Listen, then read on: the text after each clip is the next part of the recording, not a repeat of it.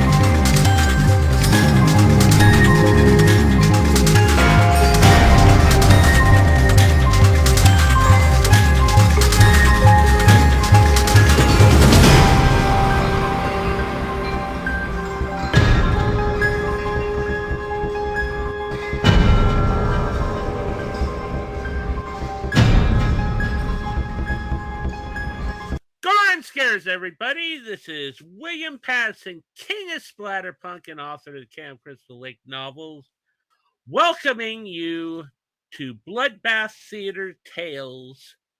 Along with me is the Wolfpack's horror literary expert, Mr. Christopher Highland. How you going, Mr. Highland? How's Gotham doing? Oh, it's not too bad. You know, how's the weather there? Well, I was melting and now I'm not. Oh, good. Yeah, here in San Mateo, it is 78 degrees outside, and it is 98 degrees in my room. So I'm sitting here roasting to death. With the fan on. Well, actually, two fans, overhead fan and a pillar fan. I'm reminded of a joke from whose name escapes me. This is from a comedian from the 90s. He wasn't commenting about the heat, oddly enough. And what he said was he was reading a letter from his wife, I believe, and it said, "Put a shirt on, you're scaring the children, and put some pants on, you're scaring the cat." So, Billy, are you scaring your cat? No. No. I have my my undershirt on, and I've got my joggers. You know, I don't like going top off really in my house, even when I'm sweaty. But anyways, you know, tonight is going to be a very good night for us. This is a very special Bloodbath Theater Tales because we are doing James Blish's There Shall Be No Darkness. And even better, this particular audiobook was narrated by none other than Mr. Highland himself. Yay! Cool deal. Aren't you excited, Mr. Highland? Yes. Boy. But anyways, yeah. So anyways, yeah, we're going to be playing the audiobook first, and then we will go into discussion and talk about the audiobook and other things related to the story. So that will be all very interesting. So let's check out There Shall Be No Darkness. Enjoy. There Shall Be No Darkness by James Blish. Read by Christopher Highland. It was about 10 p.m. when Paul Foote decided that there was a monster at Newcliffe's house party. Foote was tight at the time, tighter than he liked to be ever. He sprawled in a too-easy chair in the front room on the end of his spine, his arms resting on the high arms of the chair. A half-empty glass depended laxly from the right hand. A darker spot on one gray trouser leg showed where some of the drink had gone. Through half-shut eyes he watched Jermuskowski at the piano. The pianist was playing, finally, the Scriabin sonata for which the rest of the gathering had been waiting but for Foote, who was a painter with a tin ear. It wasn't music at all. It was a cantrip whose implications were secret and horrible. The room was stuffy and was only half as large as it had been during the afternoon, and Foote was afraid that he was the only living man in it except for Jan Jermuskowski. The rest were wax figures, pretending to be humans in an aesthetic trance. Of Jermuskowski's vitality there could be no question. He was not handsome, but there was in him a pure brute force that had its own beauty. That and the beauty of precision with which the force was controlled. When his big hairy hands came down, it seemed that the piano should fall into flinders, but the impact of fingers on keys was calculated to the single dyne. It was odd to see such delicacy behind such a face. Jermuskowski's hair grew too low on his rounded head, despite the fact that he had avoided carefully any suggestion of musician's haircut. His brows were straight, rectangular, so shaggy that they seemed to meet. From where Foote sat, he noticed for the first time the odd way the Pole's ears were placed, tilted forward as if in animal attention, so that the vestigial point really was in the uppermost position.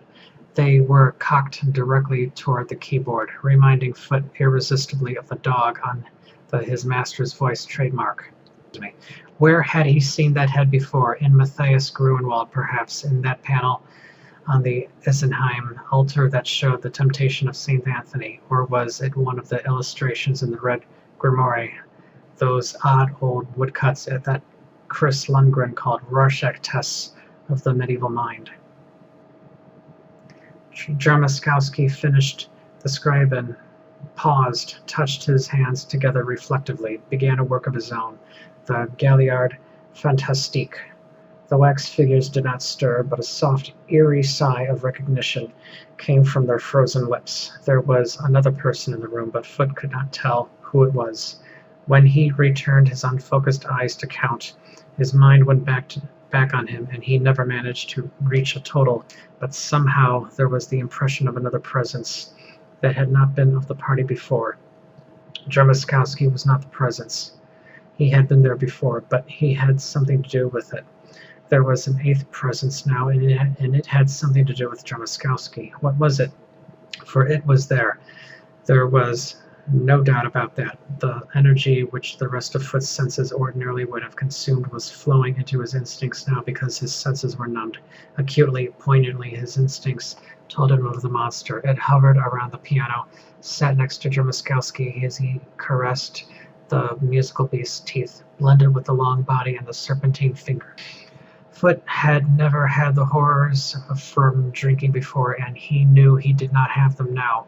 A part of his mind which was not drunk had recognized real horror somewhere in this room, and the whole of his mind, its skeptical barriers down, believed and trembled within itself. The bat-like circling of the frantic notes was stilled abruptly. Foot blinked, startled. "Already?" he said stupidly. "Already?" Jermuskowski echoed. "But that's a long piece, Paul. Your fascination speaks well for my writing." His eyes flashed redly as he looked directly at the painter. Foot tried frantically to remember whether or not his eyes had been red during the afternoon, or whether it was possible for any man's eyes to be as red at any time as this man's were now. "The writing?" he said, condensing the far-flung diffusion of his brain. Newcliffe's highballs were damn strong. "Hardly the writing, Jan. Such fingers as those could put fascination into 3 blind mice." He laughed inside at the parade of emotions which marched across Jermuskowski's face. Startlement at a compliment from Foot, for there had been an inexplicable antagonism between the two since the pianist had first arrived, then puzzled reflection, then finally veiled anger as the hidden slur bared its fangs in his mind. Nevertheless, the man could laugh at it. "They are long, aren't they?" he said to the rest of the group, unrolling them like the party noisemakers which turn from snail to snake when blown through. "But it's a mistake to suppose that they assist my playing, I assure you. Mostly they stumble over each other, especially over this one." He held up his hands for inspection. Suddenly Foot was trembling on both hands. The index fingers and the middle fingers were exactly the same length. "I suppose Lundgren would call me a mutation. It's a nuisance at the piano." Doris Gilmore, once a student of Jermuskowski in Prague and still obviously painfully in love with him, shook coppery hair back from her shoulder and held up her own hands. "My fingers are so stubby," she said ruefully. "Hardly penis hands at all." "The hands of a master pianist," Jermuskowski said. He smiled, scratching his palms abstractedly, and Foot found himself in a universe of brilliant, perfectly even teeth. No, not perfectly even. The polished rows were bounded almost mathematically by slightly longer cuspids. They reminded him of that idiotic Poe story. Was it Berenice? Obviously, Jermuskowski would not die a natural death. He would be killed by a dentist for possession of those teeth. 3/4 of the greatest pianists I know have hands like truck drivers, Jermuskowski was saying. Surgeons, too, as Lundgren will tell you. Long fingers tend to be clumsy. You seem to manage to make tremendous music. All the same, Newcliffe said, getting up. "Thank you, Tom." Jermuskowski seemed to take his host's rising as a signal that he was not going to be required to play anymore. He lifted his feet from the pedals and swung them around to the end of the bench. Several of the others rose also. Foot struggled up to numb feet from the infernal depths of the armchair. He set his glass cautiously on the side table and picked his way over to Christian Lundgren. "I read your paper, the one you read to the Stockholm Congress," he said, controlling his tongue with difficulty. "Jermuskowski's hands are—" "Yes," the psychiatrist said, looking at Foot with sharp, troubled eyes. Suddenly Foot was aware of Lundgren's chain of thought. The gray, chubby little man was assessing his drunkenness and wondering whether or not Foot would have forgotten the whole business in the morning. Lundgren made a gesture of dismissal. "I saw them," he said, his tone flat. "A mutation, probably, as he himself suggests. This is the 20th century. I'm going to bed and forget it, which you may take for advice as well as information." He stalked out of the room, leaving Foot standing alone, wondering whether to be reassured or more alarmed than before. Lundgren should know. Still, if Jermuskowski was what he seemed. The party appeared to be surviving quite nicely without Foot. Conversations were starting up about the big room. Jermuskowski and Doris shared the piano bench and were talking in low tones, punctuated now and then by brilliant arpeggios as the Pole showed her easier ways of handling the work she had played before dinner. James and Bennington, the American critic, were dissecting James's most recent novel for a fascinated Newcliffe. Blandly innocent Caroline Newcliffe was talking to the air about nothing at all. Nobody missed Lundgren, and it seemed unlikely that Foot would be missed. He walked with wobbly nonchalance into the dining room, where the butler was still clearing the table. "Excuse me," he said. "Little experiment. Return in the morning." He snatched a knife from the table, looked for the door. which led from the dining room into the foyer, propelled himself through it. The hallway was dim but intelligible. As he closed the door to his room, he paused for a moment to listen to Jarmuskowski's technical exhibition on the keys. It might be that at midnight Jarmuskowski would give another sort of exhibition. If he did, Foote would be glad to have the knife. He shrugged uneasily, closed the door all the way, and walked over to his bedroom window. At 11:30, Jarmuskowski stood alone on the terrace of Newcliff's country house.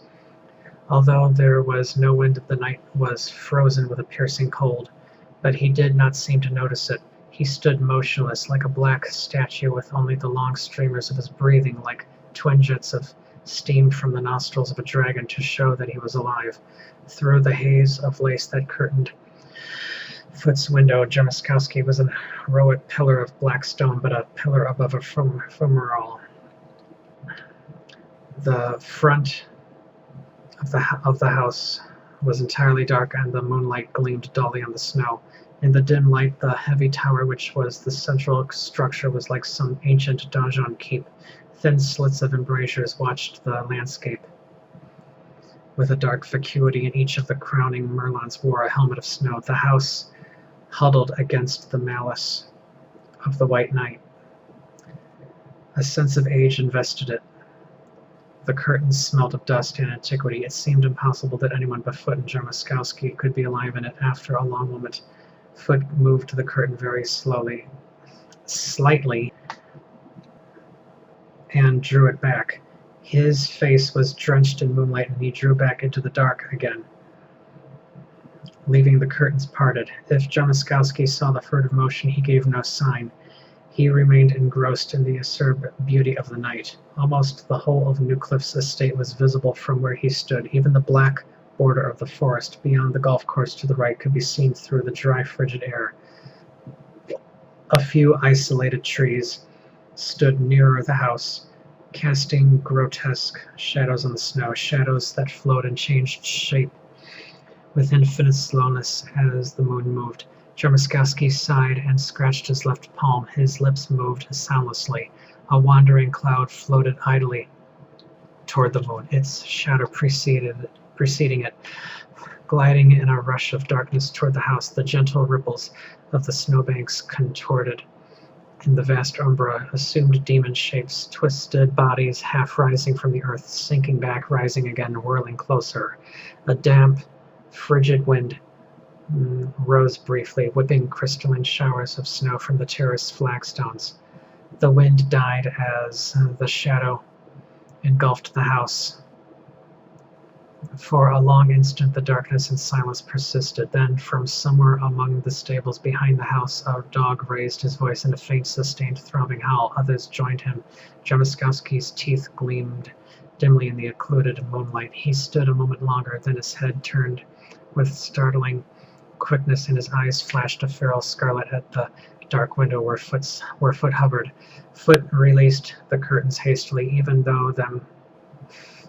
Even through them he could see the penis' grim phosphorescent smile. Jarmuskowski went back into the house. There was a single small light burning in the corridor. Jarmuskowski's room was at the end of the hall next to Foote's. As he walked reflectively toward it, the door of the room across from Foote's swung open, and Doris Gilmore came out, clad in a housecoat, a towel over her arm, and a toothbrush in her hand. "Oh," she said. Jarmuskowski turned toward her. Foote slipped behind his back and into Jarmuskowski's room. He did not propose to have Doris a witness to the thing he expected from Jarmuskowski. In a quieter voice, Doris said, "Oh, it's you, Jan. You've startled me." "So I see," Jarmuskowski's voice said. Foote canted one eye around the edge of the door. "It appears that we are the night owls of the party. The rest are tight, especially that horrible painter. I've been reading the magazines Tom left by my bed, and I finally decided to go to sleep too." "What have you been doing?" "Oh, I was just out on the terrace getting a breath of air. I like the winter night. It bites.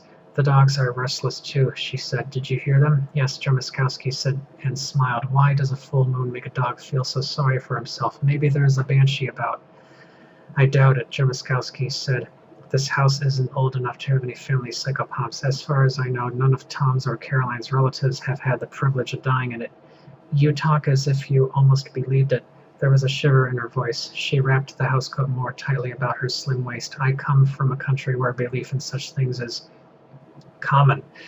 In Poland, most of the skeptics are imported. I wish you'd pretend to be an exception, she said. You give me the creeps. He nodded seriously. They looked at each other.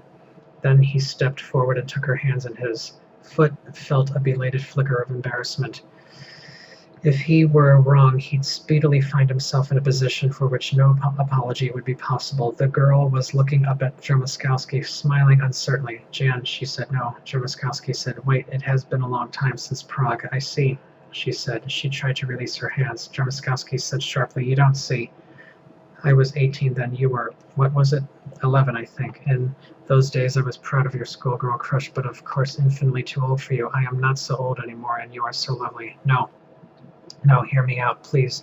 Doris, I love you now, as I can see you love me. But in the brief pause, Foot could hear the sharpened, drawn breaths that Doris Gilmore was trying to control. He writhed with shame for himself. He had no business being. But we must wait, Doris, until I warn you of something neither of us could have dreamed in the old days. Warn me? Yes. Jermuskowski paused again. Then he said, you will find it hard to believe, but if you do, we may yet be happy. Doris, I cannot be a skeptic. I am. He stopped. He had looked down abstractedly at her hands as if searching for precisely the right words. Then, slowly, he turned her hands over until they rested palms upon his. An expression of an inexpressible shock crossed his face, and Foot saw his grip tighten spasmodically. In that silent moment, Foot knew that he had been right about Jermuskowski, and despite his pleasure, he was frightened. For an instant, Jermuskowski shut his eyes. The muscles along his jaw stood out with the violence with which he was clenching his teeth. Then, deliberately, he folded Doris's hands together, and his curious fingers made a fist about them. When his eyes opened again, they were red as flame in the weak light. Doris jerked her hands free and crossed them over her breast. Jan, what is it? What's the matter? His face, that should have been flying into flinders under the force of the thing behind it, came under control, muscle by muscle. Nothing, he said. There is really no point in what I was going to say. Nice to have seen you again, Doris. Good night.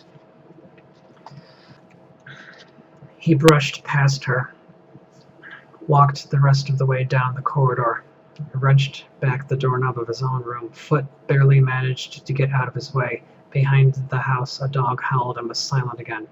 In Jermuskowski's room, the moonlight played in through the open window upon a carefully turned down bed, and the cold air had penetrated every cranny. He shut the door and went directly across the room to the table beside his bed. As he crossed the path of silvery light, his shadow was oddly foreshortened, so that it looked as if it were walking on all fours. There was a lamp on the side table, and he reached for it. Then he stopped dead still, his hand halfway to the switch. He seemed to be listening. Finally, he turned and looked back across the room, directly at the spot behind the door where Foot was standing. It was the blackest spot of all, for it had its back to the moon. But Jermuskowski said immediately, "Hello, Paul. Aren't you up rather late?" Foot did not reply for a while. His senses were still a little alcohol-numbed, and he was overwhelmed by the thing he knew to be. He stood silently in the darkness, watching the Pole's barely visible figure beside the fresh bed, and the sound of his own breathing was loud in his ears. The broad, flat streamer of moonlight lay between them like a metallic river. "I'm going to bed shortly," he said at last. His voice sounded flat and dead and far away, as if belonging to someone else entirely. "I just came to issue a little warning." Well, well," said Jermuskowski pleasantly. "Warnings seem to be all the vogue this evening. Do you customarily pay your social calls with a knife in your hand?" "That's the warning, Jermuskowski. The knife is a silver knife." "You must be drunker than ever," said the pianist. "Why don't you just go to bed? We can talk about it in the morning." "Don't give me that," Foot snapped savagely. "You can't fool me. I know you for what you are. All right, I'll bite, as Bennington would say." "Yes, you'd bite," Foot said, and his voice shook a little despite himself. "Shall I give it a name? Jermuskowski? In Poland they called you Vrolok, didn't they? And in France it was Lipgaro, in the Carpathians of his Stregoica, or Strega, or of Lakoslak. Your command of languages is greater than your common sense, but you interest me strangely. Isn't it a little out of season for such things? The aconites do not bloom in the dead of winter, and perhaps the thing you call so many fluent names is also out of the season in 1962. The dogs hate you, Foot said softly. That was a fine display Brucey put on when Tom brought him in from his run, and he found you here, walked sidewise through the room, growling, watching you with every step until Tom dragged him out. He's howling now. And that shock you got from the table silver at dinner. I heard your excuse about rubber-soled shoes. I looked under the table, if you recall, and your shoes turned out to be leather-soled. But was a pretty feeble excuse anyhow, for anybody knows that you can't get an electric shock from an ungrounded piece of tableware, no matter how long you've been scuffing rubber. It was the silver that hurt you the first time you touched it. Silver's deadly, isn't it? And those fingers, the index fingers as long as the middle ones, you were clever about those. You were careful to call everybody's attention to them. It's supposed to be the obvious that everybody misses, but Jarmuskowski, that purloined letter gag, has been worked too often in detective stories. It didn't fool Lundgren, and it didn't fool me. Ah, Jarmuskowski said. Quite a catalogue. There's more. How does it happen that your eyes were gray all afternoon and turned red as soon as the moon rose? And the palms of your hands. There was some hair growing there, but you shaved it off, didn't you, Jarmuskowski? I've been watching you scratch them. Everything about you, the way you look, the way you act, everything you say screams your nature in a dozen languages to anyone who knows the signs. After a long silence, Jarmuskowski said, I see. You've been most attentive, Paul. I see you are what people call the suspicious drunk. But I appreciate your warning, Paul. Let us suppose that what you say of me is true. Have you thought that, knowing that you know, I would have no choice anymore? That the first word you said to me about it all might brand your palm with the pentagram? Foot had not thought about it. He had spent too much time trying to convince himself that it was all a pipe dream. A shock of blinding terror convulsed him. The silver knife clattered to the floor. He snatched up his hands and stared frantically at them, straining his eyes through the blackness. The full horror implicit in Jarmuskowski's suggestion struck him all at once with paralyzing force. From the other side of his moonlit room, Jarmuskowski's voice came mockingly. So, you hadn't thought. Better never than late, Paul. The dim figure of Jarmuskowski began to writhe and ripple in the reflected moonlight. It foreshortened, twisting obscenely, sinking toward the floor, flesh and clothing alike changing into something not yet describable.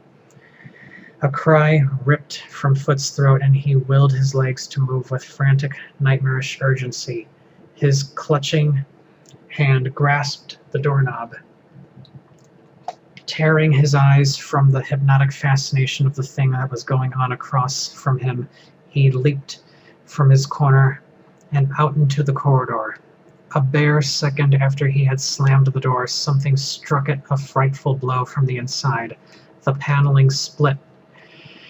He held it shut with all the strength in his body. A dim, white shape drifted down upon him through the dark corridor, and a fresh spasm of fear sent rivers of sweat down on his back, his sides, into his eyes. But it was only the girl. Paul, what on earth? What's the matter? Quick, he choked out. Get something silver. Something heavy made out of silver. Quick, quick. Despite her astonishment, the frantic urgency in his voice was enough. She darted back into her room. To Foot, it seemed eternity before she returned, an eternity while he listened with abnormally sensitized ears for a sound inside the room. Once he thought he heard a low growl, but he was not sure. The sea-like hissing and sighing of his blood rushing through the channels of the inner ear seemed very loud to him. He couldn't imagine why it was not arousing the whole countryside. He clung to the doorknob and panted. Then the girl was back, bearing a silver candlestick, nearly 3 feet in length, a weapon that was almost too good for his fright-weakened muscle. Had some difficulty in lifting it. He shifted his grip on the knob to his left hand, hefted the candlestick awkwardly. "All right," he said, in what he hoped was a grim voice. "Now let him come." "What in heaven's name is this all about?" Doris said. "You're waking everybody in the house with this racket. Look, even one of the dogs is in to see." "The dog!" He swung around, releasing the doorknob. Not 10 paces from them, an enormous coal-black animal, nearly 5 feet in length, grinned at them with polished fangs. As soon as it saw Foot move, it snarled. Its eyes gleamed red in the single bulb. It sprang. Foot lifted the candlestick high and brought it down, but the animal was not there. Somehow the leap was never completed. There was a brief flash of movement at the open end of the corridor, then darkness and silence. He saw the candlestick. Foot panted. Must have jumped out the window and come around and through the front door. Saw the silver and beat it. "Paul," Doris cried. "What? How did you know that thing would jump? It was so big." "Silver," he chuckled, surprising even himself. He had a mental picture of what the truth would look like to Doris. "That," he said, "was a wolf, and a whopping one. Even the usual kind of wolf isn't very friendly." And footsteps sounded on the floor above, and the voice of Newcliffe, grumbling loudly, came down the stairs. Newcliffe liked his evenings noisy and his nights quiet. The whole house seemed to have heard the commotion, for in a moment a number of half-clad figures were elbowing out into the corridor, wanting to know what was up. Abruptly the lights went on, revealing blinking faces and pajama-clad forms struggling into robes. Newcliffe came down the stairs. Caroline was with him, impeccable even in disarray, her face openly and honestly ignorant and unashamedly beautiful. She made an excellent foil for Tom. She was no lion tamer, but she loved parties. Evidently she was pleased that the party was starting again. "What's all this?" Newcliffe demanded in a gravelly voice. "Foot, are you the center of this whirlpool? Why all the noise?" "Werewolf," said Foot, suddenly very conscious of how meaningless the word would be here. "We've got a werewolf here, and somebody's marked out for him." "How else could you put it?" "Let it stand." There was a chorus of whats as the group jostled about him. "Eh? What was that? Werewolf, I thought he said. What's this all about? Somebody's been a wolf. Is that new? What an uproar." "Paul," Lundgren's voice cut through. "Details, please." "Jamaskowski's a werewolf," Foot said grimly, making his tone as emotionless and factual as he could. "I suspected it earlier tonight and went into his room and accused him of it. He changed shape right on the spot while I was watching." The sweat started out afresh at the recollection of that horrible half-seen mutation. "He came around into the hall and went for us, and I scared him off with a silver candlestick for a club." He realized suddenly that he still held the candlestick, brandished it as proof. "Doris saw the wolf. She'll vouch for that." "I saw a big dog-like thing, all right," Doris admitted. "And it did jump at us. It was black and had huge teeth. But, Paul, was that supposed to be Jan?" "Why, that's ridiculous." "It certainly is," Newcliffe said feelingly, "getting us all up for a practical joke. Probably one of the dogs is loose. Do you have any coal-black dogs 5 feet long?" Foot demanded desperately. "And where's Jamaskowski now? Why isn't he here?" "Answer me that." Bennington gave a skeptical grunt from the background and opened Jamaskowski's door. The party tried to jam itself into the room. Foot forced his way through the jam. "See? He isn't here either. And the bed's not been slept in. Doris, you saw him go in there. Did you see him come out?" The girl looked startled. "No, but I was in my room." "All right, here, look at this." Foot led the way over to the window and pointed. "See the prints on the snow?" One by one the others leaned out. There was no arguing it. A set of animal prints, like large dog tracks, led away from a spot just beneath Jamaskowski's window, a spot where the disturbed snow indicated The landing of some heavy body. Follow them around, Foot said. They lead around to the front door and in. Have you traced them? James asked. I don't have to. I saw the thing, James. Maybe he just went for a walk, Caroline suggested. Barefoot? There are his shoes. Bennington vaulted over the windowsill with an agility astonishing for so round a man and plowed away with slippered feet along the line of tracks. A little while later he entered the room behind their backs. Paul's right, he said, above the hubbub of excited conversation. The tracks go around to the front door, then come out again and go away around the side of the house toward the golf course. He rolled up his wet pajama cuffs awkwardly. This is crazy, Newcliffe declared angrily. This is the 20th century.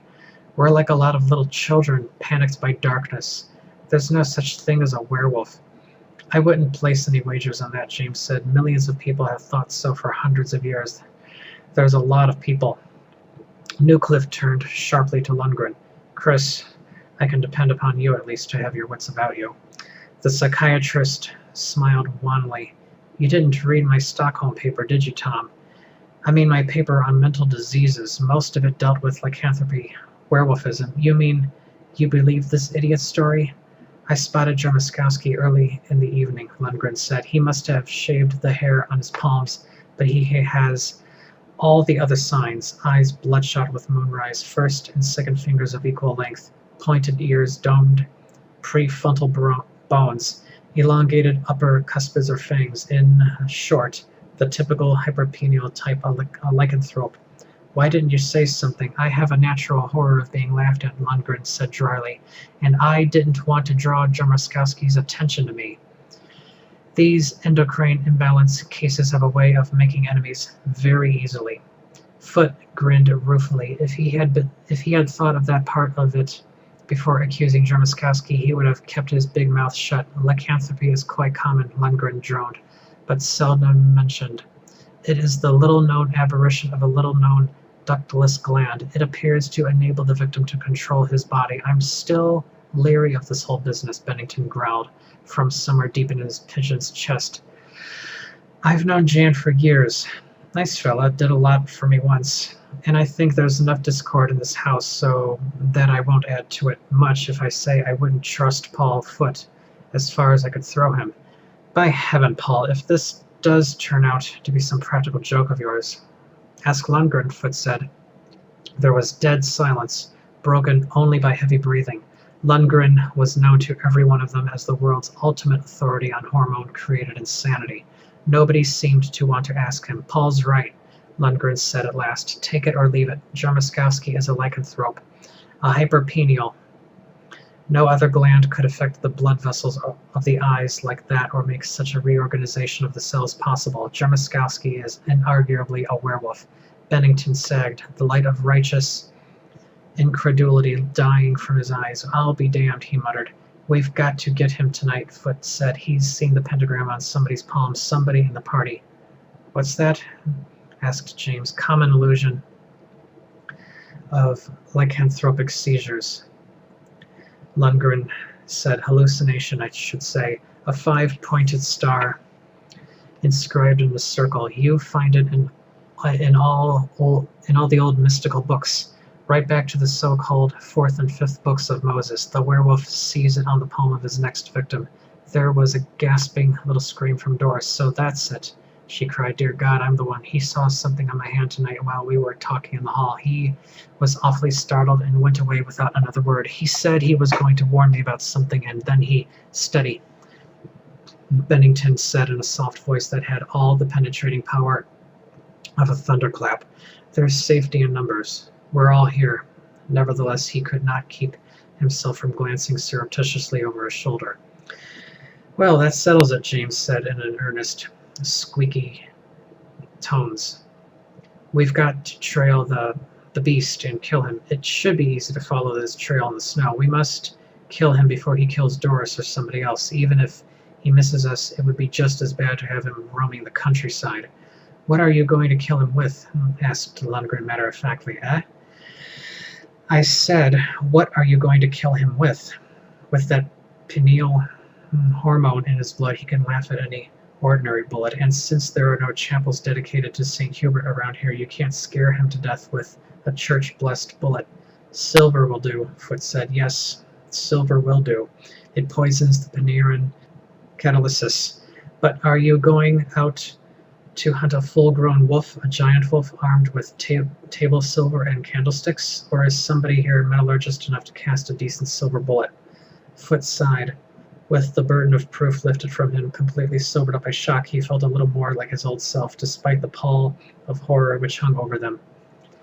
Like I always tell my friends, he said, there's never a dull moment at a Newcliffe house party. The clock struck 1:30. Foot picked up one of Newcliffe's rifles and hefted it. It felt useless. He said, how are you coming? The group by the kitchen stove shook their heads in comical unison. One of the gas burners had been jury-rigged as a giant Bunsen burner, and they were trying to melt down some soft unalloyed silver articles, mostly of Mexican manufacture. They were using a small earthenware bowl, also Mexican, for a crucible.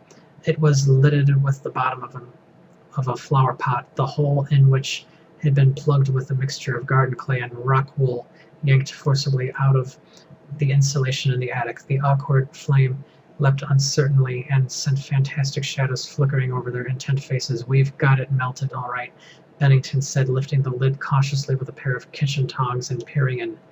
But what do we do now? Drop it from the top of the tower? You can't kill a wolf with buckshot, Newcliffe pointed out. Now that the problem had been reduced temporarily from a hypernatural one to ordinary hunting, he was in his element. And I haven't got a decent shotgun here anyhow, but we ought to be able to whack together a mold. The bullet should be soft enough so that it won't ruin the rifling of my guns. He opened the door to the cellar stairs and disappeared, carrying several ordinary cartridges in one hand. Faintly, the dogs renewed their howling, and Doris began to tremble. Foot put his arm around her. It's all right, he said. We'll get him. You're safe enough. She swallowed. I know, she agreed in a small voice, but every time I think of the way he looked at my hands and how red his eyes were, you don't suppose he's prowling around the house? That's what the dogs are howling about? I don't know, Foot said carefully, but dogs are funny that way. They can sense things at great distances. I suppose a man with a Panarin in his blood would have a strong odor to him, but he probably knows that we're after a scalp, so he won't be hanging around to be smart. She managed a tremulous smile. All right, she said, I'll try not to be frightened. He gave her an awkward, reassuring pat, feeling a little absurd. Do you suppose we can use the dogs? James wanted to know. Certainly, said Lundgren. Dogs have always been our greatest allies against the abnormal. You saw what a rage Chermiskowski's very presence put Brucey in this afternoon. He must have smelled the incipient seizure. Ah, Tom, what did you manage? Newcliffe set a wooden box on the table. I pried the slug out of one shell for each gun, he said, and made impressions in clay. The cold has made the stuff pretty hard, so it's a passable mold. Bring the silver over here. Bennington lifted his improvised crucible from the burner, which immediately shot up a tall blue flame. James carefully turned it off. All right, pour, Newcliffe said. Lundgren, you don't suppose it might help to chant a blessing or something? Not unless Chermiskowski overheard it. Probably not, even then, since we haven't a priest among us. Okay, pour, Bennington, before the goo hardens. Bennington decanted sluggishly molten silver into each depression in the clay, and Newcliffe cleaned away the oozy residue from the casts before it had time to thicken. At any other time, the whole scene would have been funny. Now it was grimly grotesque. Newcliffe picked up the box and carried it back to the cellar where the emasculated cartridges awaited their new slugs. Who's going to carry these things now? Foot asked. There are 5 rifles. James, how about you? I couldn't hit an elephant's rump at 3 paces. Tom's an expert shot. So is Bennington here with a shotgun anyhow. I can use a rifle, Bennington said diffidently. I've done some shooting, Foot said. During the Battle of the Bulge, I even hit something. Lundgren said, am an honorary member of the Swiss militia. Nobody laughed. Most of them were aware that Lundgren, in his own obscure way, was bragging, that he had something to brag about. Newcliffe appeared abruptly from the cellar. I pried him loose, cooled him with snow, and rolled him out with a file. They're probably badly crystallized, but we needn't let that worry us. He put one cartridge in the chamber of each rifle and shot the bolts home. There's no sense in loading these any more thoroughly. Ordinary bullets are no good anyhow. Chris says, just make your first shots count. Who's elected? Foote, Lundgren, and Bennington each took a rifle. Newcliffe took the fourth and handed the last one to his wife. I say, wait a minute, James objected. Do you think that's wise, Tom? I mean, taking Caroline along? Why, certainly, Newcliffe said, looking surprised. She shoots like a fiend. She snatched prizes away from me a couple of times. I thought everybody was going along. That isn't right, Foote said, especially not Doris, since the wolf, that is. I don't think she ought to go. Are you going to leave her here by herself? Oh no, Doris cried, not here. I've got to go. I don't want to wait all alone in this house. He might come back, and there'd be nobody here. I couldn't stand it. We're all going, Newcliffe concluded. We can't leave Doris here unprotected, and we need Caroline's marksmanship. Let's get going. It's 2 now. He put on his heavy coat, and with the heavy-eyed butler, went out to get the dogs. The rest of the company got out their own heavy clothes. Doris and Caroline climbed into ski suits. They assembled one by one in the living room. Lundgren's eyes swung on a vase of iris-like flowers. Hello, what's this? He said. Monk's hood, Caroline informed him. We grow it in the greenhouse. It's pretty, isn't it? Though the gardener says it's poisonous. Chris, Foote said, that isn't wolfsbane, is it? The psychiatrist shook his head. I'm no botanist. I can't tell one aconite from the other. But it hardly matters. Hyperpeneals are allergic to the whole group. The pollen, you see. As in hay fever, your hyperpeneal breathes the pollen. Anaphylaxis sets in, and the last twist of the knife, James murmured. A clamoring of dogs outside announced that Newcliffe was ready. With somber faces, the party filed out through the front door. For some reason, all of them avoided stepping on the wolf's prints in the snow. Their mien was that of condemned prisoners on the way to the tumbrils. Lundgren took one of the sprigs of flowers from the vase. The moon had passed its zenith and was almost halfway down the sky, projecting the bastille-like shadow of the house before it. But there was still plenty of light, and the house itself was glowing from basement to tower room. Lundgren located Brucey in the milling, yapping pack and abruptly thrust the sprig of flowers under his muzzle. The animal sniffed once, then crouched back and snarled softly. Wolfbane, Lundgren said. Dogs don't react to the other aconites. Basis of the legend, no doubt. Better fire your gardener, Caroline. In the end, he's to blame for all this in the dead of winter. Lycanthropy normally is an autumn affliction, James said. Even a man who says his prayers before he sleeps each night may turn to a wolf when the wolfbane blooms and the moon is high and bright. Stop it, you give me the horrors, Foote snapped angrily. Well, the dog knows now, said Newcliffe. Good. It would have been hard for them to pick up the spoor from cold snow, but Brucey can lead them. Let's go. The tracks of the wolf were clear and sharp in the snow. It had formed a hard crust from which fine, powdery showers of tiny ice crystals were shipped by a fitful wind. The tracks led around the side of the house and out across the golf course. The little group plodded grimly along beside them. The spoor was cold for the dogs, but ever so often they would pick up a faint trace and go bounding ahead, yanking their master after them. For the most part, however, the party had to depend upon its eyes. A heavy mass of clouds had gathered in the west. The moon dipped lower. Foote's shadow, grotesquely lengthened, marched on before him, and the crusted snow crunched and crackled beneath his feet. There was a watchful, unnaturally still atmosphere to the night, and they all moved in tense silence except for a few subdued growls and barks from the dogs. Once the marks of the werewolf doubled back a short distance, then doubled again, as if the monster had turned for a moment to look back at the house before continuing his prowling. For the most part, however, the trail led directly toward the dark boundary of the woods. As the brush began to rise about them, they stopped by mutual consent and peered warily ahead, rifles held ready for instant action. Far out across the countryside behind them, the great cloud shadow once more began its sailing. The brilliantly lit house stood out fantastically in the gloom. Should have turned those out, Newcliffe muttered, looking back. Outlines us. The dogs strained at their leashes. In the black west was an inaudible muttering as of winter thunder. Brucey pointed a quivering nose at the woods and growled. He's in there, all right. We'd better step on it, Bennington said, whispering. Going to be plenty dark in about 5 minutes. Storm. Still they hesitated regarding the menacing darkness of the forest. Then Newcliffe waved his gun hand in the conventional deploy as skirmishers signal and plowed forward. The rest spread out in a loosely spaced line and followed, and Foot's finger trembled over his trigger.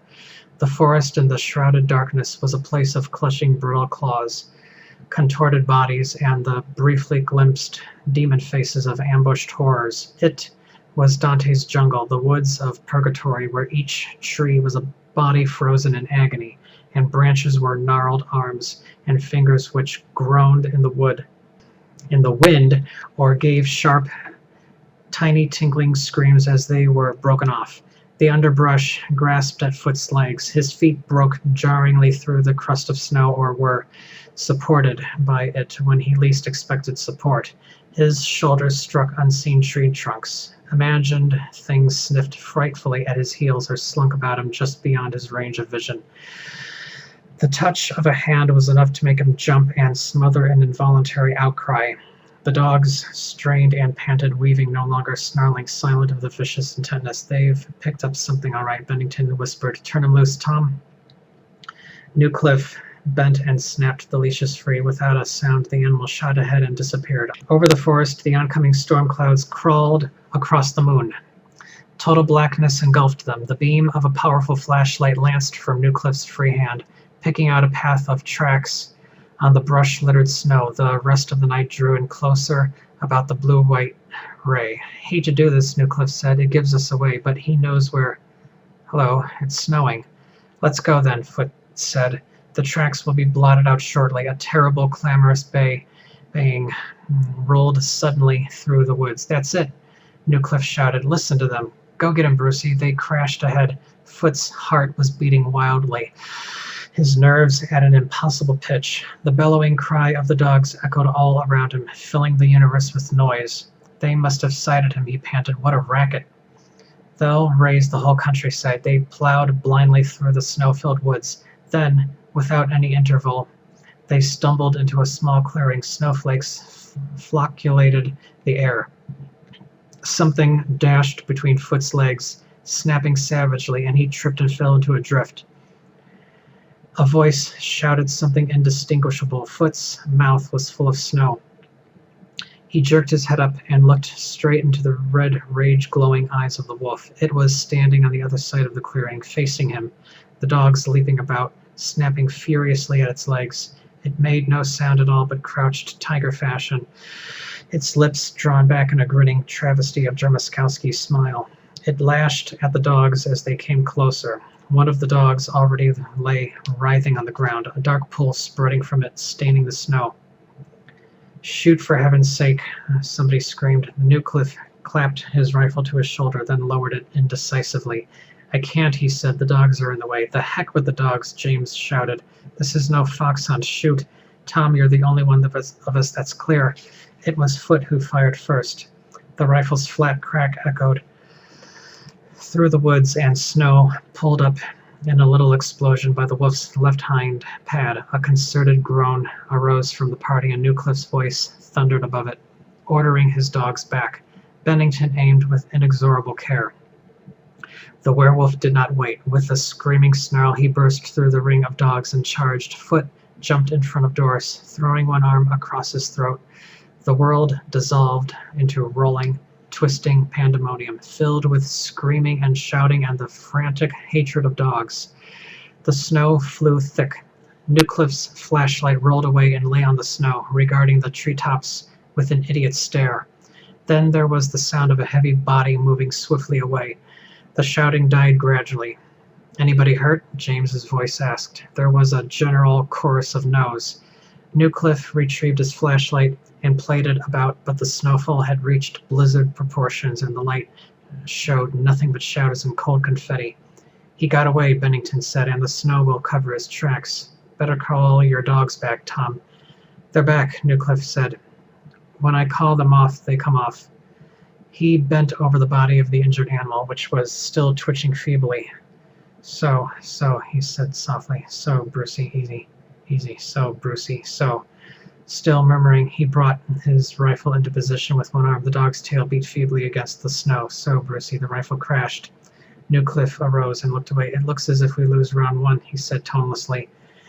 It seemed to become daylight very quickly. The butler went phlegmatically around the house, snapping off the lights.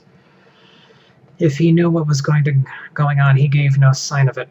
"Cappy," Newcliffe said into the phone, "listen and get this straight. It's important. Send a cable to Consolidated Warfare Service. No, not the Zurich office. They've offices in London.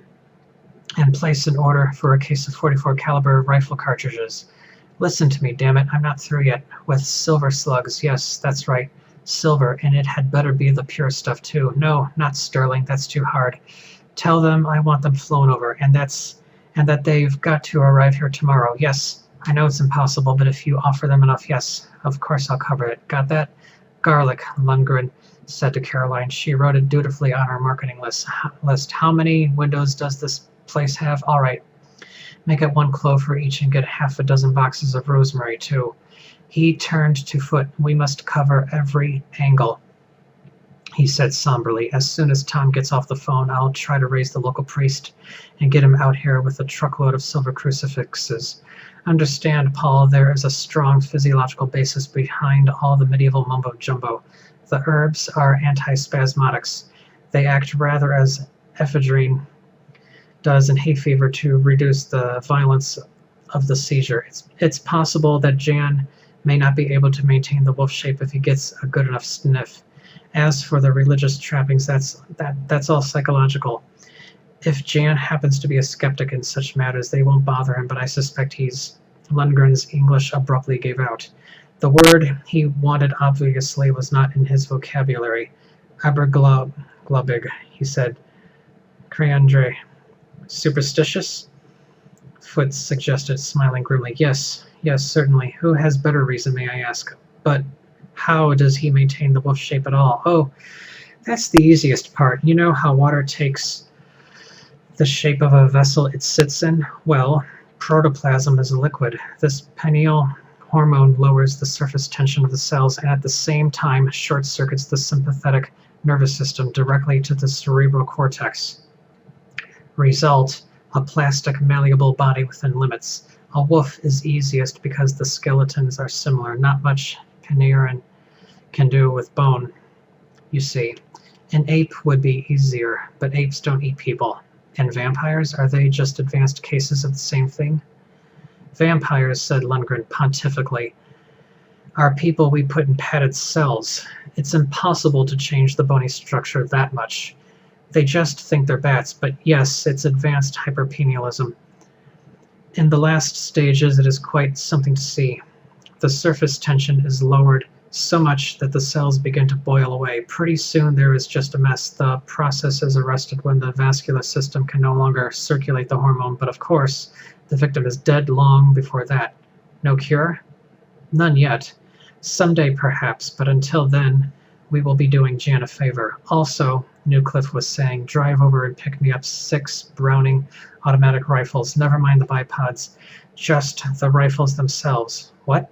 Well, you might call it a siege. All right, Cappy. No, I won't be in today. Pay everybody off and send them home until further notice. It's a good thing, Foot said, that Newcliffe has money. It's a good thing, said Lundgren, that he has me. And you. We'll see how 20th century methods can cope with this dark age disease. Newcliffe hung up and Lundgren took possession of the phone. As soon as my man gets back from the village, I'm going to set up traps. He may be able to detect hidden metal. I've known dogs that could do it by smell in wet weather, but it's worth a try. What's to prevent his just going away? Doris asked. Somehow the shadows of exhaustion and fear around her eyes made her lovelier than ever. As I understand it, he thinks he's bound by the pentagram, Foot said, at the telephone, where Lundgren evidently was listening to a different conversation. With each ear there was an energetic nod. In the old books, the figure is supposed to be a sure trap for demons and such if you can lure them into it, and the werewolf feels compelled to go only for the person whom he thinks is marked with it. Lundgren said, "Excuse me," and put his hand over the mouthpiece. "Only lasts 7 days," he said. "The compulsion? Then we'll have to get him before then." "Well, maybe we'll sleep tonight anyhow," Doris said dubiously. Lundgren hung up and rejoined them. "I didn't have much difficulty selling the good father the idea," he said. "But he only has crucifixes enough for our ground floor windows. By the way, he wants a picture of Jan in case he should turn up in the village." "There are no existing photographs of Jarmuskowski," Newcliffe said positively. "He never allowed any to be taken. It was a headache to his concert manager." "That's understandable," Lundgren said, "with his cell radiogens under constant stimulation. Any picture of him would turn out overexposed anyhow, probably a total blank, and that in turn would expose Jan." "Well, that's too bad, but it's not irreparable," Foot said. He was glad to be of some use again. He opened Newcliffe's desk and took out a sheet of stationery and a pencil. In 10 minutes he had produced a head of Jarmuskowski in 3/4 profile as he had seen him at the piano that last night, so many centuries ago. Lundgren studied it. "To the life," he said. "I'll send this over by messenger." "You draw well, Paul," Bennington laughed. "You're not telling him anything he doesn't know," he said. Nevertheless, Foot thought there was considerably less animosity in the critic's manner. "What now?" James asked. "We wait," Newcliffe said. "Bennington's gun was ruined by that one handmade slug. We can't afford to have our weapons taken out of action. If I know Consolidated they'll have the machine-made jobs here tomorrow, then we'll have some hope of getting him. Right now he's shown us he's more than a match for us in open country." The group looked at each other. Some little understanding of what it would mean to wait through nervous days and fear-stalked nights, helpless and inactive, already showed on their faces. But there were necessities before which the demands of merely human feelings were forced to yield. The conference broke up in silence. For Foot, as for the rest, that night was instilled with dread, pregnant every instant with terror of the outcry that the next moment might bring. The waning moon, greenish and sickly, reeled over the house through a sky troubled with fulgurous clouds. An insistent wind made distant wolf howls, shook from the trees, soft sounds like the padding of stealthy paws, rattled windows with the scrape of claws trying for a hold. The atmosphere of the house, hot and stuffy because of the closed windows and reeking of garlic, was stretched to an impossible tautness with waiting. In the empty room next to Foot there was the imagined coming and going of thin ghosts and the crouched expectancy of a turned-down bed, awaiting an occupant who might depress the sheets in a shocking pattern, perhaps regardless of the tiny pitiful glint of the crucifix upon the pillow. Above him other sleepers turned restlessly or groaned and started up from chilling nightmares. The boundary between the real and the unreal had been let down in his mind, and in the flickering shadows of the moon and the dark errands of the ghosts there was no way of making any selection. He had entered the cobwebby blackness of the borderland between the human and the demon, where nothing is ever more than half true or half untruth. After a while, on the threshold of this darkness, the blasphemous voices of the hidden evil things beyond it began to seep through. The wind, abandoning the trees and gables, whispered and echoed the voices, counting the victims slowly as death stalked through the house. 1, 2, 3, closer now, 4. The fourth sleeper struggled a little. Foot could hear a muffled creak of springs over his head. 5, 6. Who was 6? Who was next? When? 7. Oh Lord, I'm next, I'm next, I'm next. He curled into a ball, trembling. The wind died away, and there was silence, tremendous silence. After a long while he uncurled, swearing at himself but not aloud, because he was afraid to hear his own voice. "Cut that out now." "Foot, you bloody fool. You're like a kid hiding from the goblins. You're perfectly safe. Lundgren says so. Mama says so. How the heck does Lundgren know? He's an expert. He wrote a paper. Go ahead, be a kid. Remember your childhood faith in the printed word? All right then, go to sleep, will you?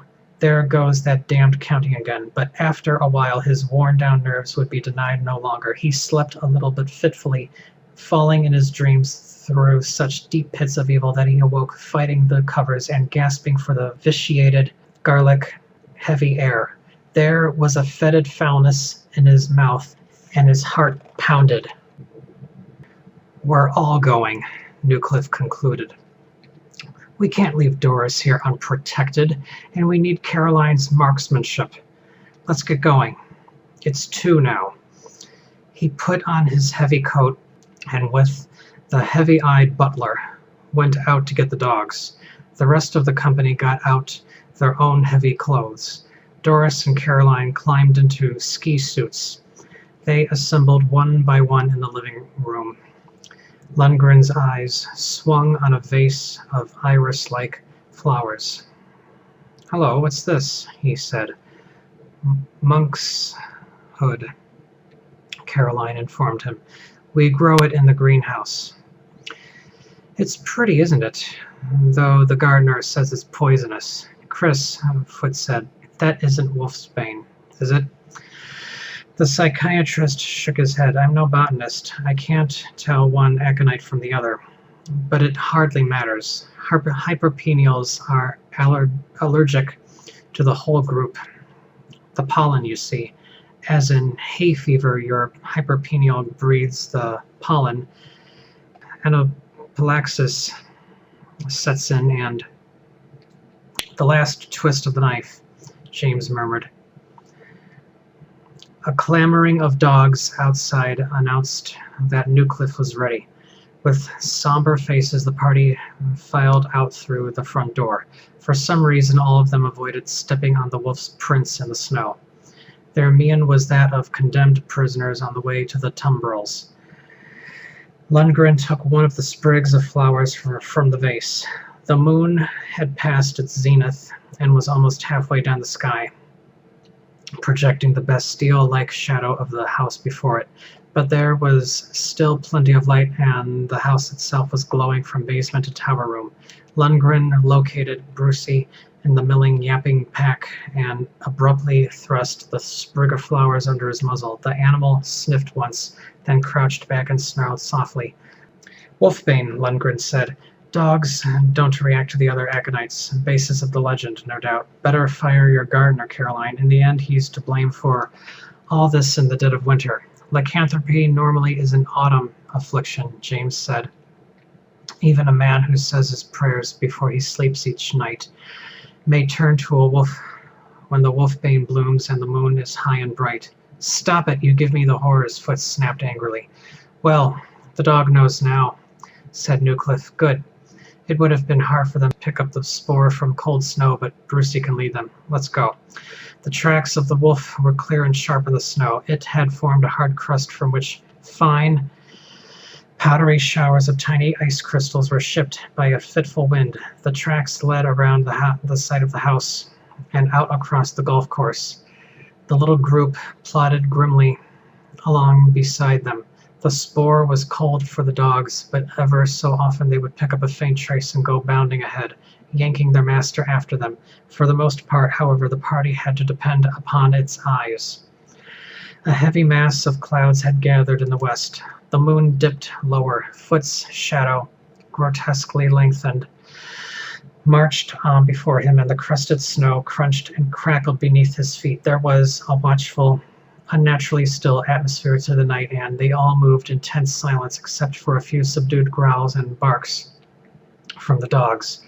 Once the marks of the werewolf doubled back a short distance, then doubled again, as if the monster had turned for a moment to look back at the house before continuing his prowling. For the most part, however, the trail led directly toward the dark boundary of the woods. As the brush began to rise about them, they stopped by mutual consent and peered warily ahead, rifles held ready for instant action. Far out across the countryside behind them, the great cloud shadow once more began its sailing. The brilliantly lit house stood out fantastically in the gloom. Should have turned those out, Newcliffe muttered, looking back. Outlines us. The dogs strained at their leashes. In the black west was an inaudible muttering as of winter thunder. Brucey pointed a quivering nose at the woods and growled. "He's in there, all right. We'd better step on it," Bennington said, whispering. "Going to be plenty dark in about 5 minutes. Storm." Still they hesitated regarding the menacing darkness of the forest. Then Newcliffe waved his gun hand in the conventional deploy as skirmishers signal and plowed forward. The rest spread out in a loosely spaced line and followed, and Foot's finger trembled over his trigger. The forest in the shrouded darkness was a place of clutching brutal claws, contorted bodies, and the briefly glimpsed demon faces of ambushed horrors. It was Dante's jungle, the woods of purgatory, where each tree was a body frozen in agony, and branches were gnarled arms and fingers which groaned in the wind, or gave sharp, tiny tinkling screams as they were broken off. The underbrush grasped at Foot's legs. His feet broke jarringly through the crust of snow, or were supported by it when he least expected support. His shoulders struck unseen tree trunks. Imagined things sniffed frightfully at his heels or slunk about him just beyond his range of vision. The touch of a hand was enough to make him jump and smother an involuntary outcry. The dogs strained and panted, weaving, no longer snarling, silent of the vicious intentness. "They've picked up something, all right," Bennington whispered. "Turn him loose, Tom." Newcliffe bent and snapped the leashes free. Without a sound, the animal shot ahead and disappeared. Over the forest, the oncoming storm clouds crawled across the moon. Total blackness engulfed them. The beam of a powerful flashlight lanced from Newcliffe's free hand, picking out a path of tracks on the brush-littered snow. The rest of the night drew in closer about the blue-white ray. "Hate to do this," Newcliffe said. "It gives us away, but he knows where—" "Hello, it's snowing." "Let's go then," Foot said. "The tracks will be blotted out shortly." A terrible, clamorous baying rolled suddenly through the woods. "That's it," Newcliffe shouted. "Listen to them. Go get him, Brucey." They crashed ahead. Foot's heart was beating wildly, his nerves at an impossible pitch. The bellowing cry of the dogs echoed all around him, filling the universe with noise. "They must have sighted him," he panted. "What a racket." They'll raise the whole countryside. They plowed blindly through the snow-filled woods. Then, without any interval, they stumbled into a small clearing. Snowflakes flocculated the air. Something dashed between Foot's legs, snapping savagely, and he tripped and fell into a drift. A voice shouted something indistinguishable. Foot's mouth was full of snow. He jerked his head up and looked straight into the red, rage-glowing eyes of the wolf. It was standing on the other side of the clearing, facing him, the dogs leaping about, snapping furiously at its legs. It made no sound at all, but crouched tiger fashion, its lips drawn back in a grinning travesty of Dermoskowski's smile. It lashed at the dogs as they came closer. One of the dogs already lay writhing on the ground, a dark pool spreading from it, staining the snow. "Shoot, for heaven's sake," somebody screamed. Newcliffe clapped his rifle to his shoulder, then lowered it indecisively. "I can't," he said. "The dogs are in the way." "The heck with the dogs," James shouted. "This is no fox hunt. Shoot. Tom, you're the only one of us that's clear." It was Foot who fired first. The rifle's flat crack echoed through the woods, and snow pulled up in a little explosion by the wolf's left hind pad. A concerted groan arose from the party, and Newcliffe's voice thundered above it, ordering his dogs back. Bennington aimed with inexorable care. The werewolf did not wait. With a screaming snarl, he burst through the ring of dogs and charged. Foot jumped in front of Doris, throwing one arm across his throat. The world dissolved into rolling, twisting pandemonium, filled with screaming and shouting and the frantic hatred of dogs. The snow flew thick. Newcliffe's flashlight rolled away and lay on the snow, regarding the treetops with an idiot's stare. Then there was the sound of a heavy body moving swiftly away. The shouting died gradually. "Anybody hurt?" James's voice asked. There was a general chorus of no's. Newcliffe retrieved his flashlight and played it about, but the snowfall had reached blizzard proportions, and the light showed nothing but shadows and cold confetti. "He got away," Bennington said, "and the snow will cover his tracks. Better call your dogs back, Tom." "They're back," Newcliffe said. "When I call them off, they come off." He bent over the body of the injured animal, which was still twitching feebly. So, he said softly. So, Brucey, easy. So, Brucey, so. Still murmuring, he brought his rifle into position with one arm. The dog's tail beat feebly against the snow. So, Brucey, the rifle crashed. Newcliffe arose and looked away. It looks as if we lose round one, he said tonelessly. It seemed to become daylight very quickly. The butler went phlegmatically around the house, snapping off the lights. If he knew what was going on, he gave no sign of it. Cappy, Newcliffe said into the phone, listen and get this straight. It's important. Send a cable to Consolidated Warfare Service. No, not the Zurich office. They've offices in London. And place an order for a case of .44 caliber rifle cartridges. Listen to me, damn it, I'm not through yet. With silver slugs, yes, that's right. Silver, and it had better be the pure stuff too. No, not sterling, that's too hard. Tell them I want them flown over, and that they've got to arrive here tomorrow. Yes, I know it's impossible, but if you offer them enough, yes, of course I'll cover it. Got that? Garlic, Lundgren said to Caroline. She wrote it dutifully on her marketing list.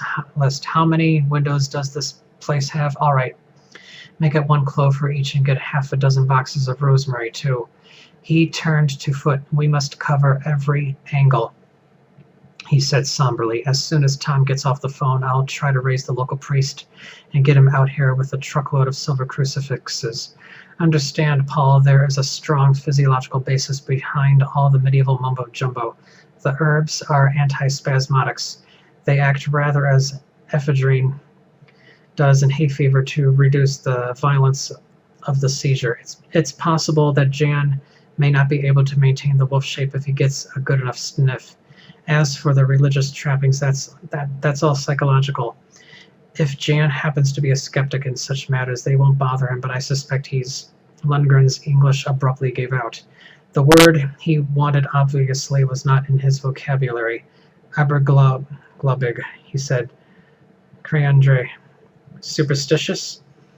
Foot suggested, smiling grimly. Yes, certainly. Who has better reason, may I ask? But how does he maintain the wolf shape at all? Oh, that's the easiest part. You know how water takes the shape of a vessel it sits in? Well, protoplasm is a liquid. This pineal hormone lowers the surface tension of the cells and at the same time short-circuits the sympathetic nervous system directly to the cerebral cortex. Result, a plastic, malleable body within limits. A wolf is easiest because the skeletons are similar. Not much Pinerin can do with bone, you see. An ape would be easier, but apes don't eat people. And vampires, are they just advanced cases of the same thing? Vampires, said Lundgren pontifically, are people we put in padded cells. It's impossible to change the bony structure that much. They just think they're bats, but yes, it's advanced hyperpenialism. In the last stages, it is quite something to see. The surface tension is lowered so much that the cells begin to boil away. Pretty soon there is just a mess. The process is arrested when the vascular system can no longer circulate the hormone, but of course, the victim is dead long before that. No cure? None yet. Someday perhaps, but until then, we will be doing Jan a favor. Also, Newcliffe was saying, drive over and pick me up 6 Browning automatic rifles. Never mind the bipods, just the rifles themselves. What? Well, you might call it a siege.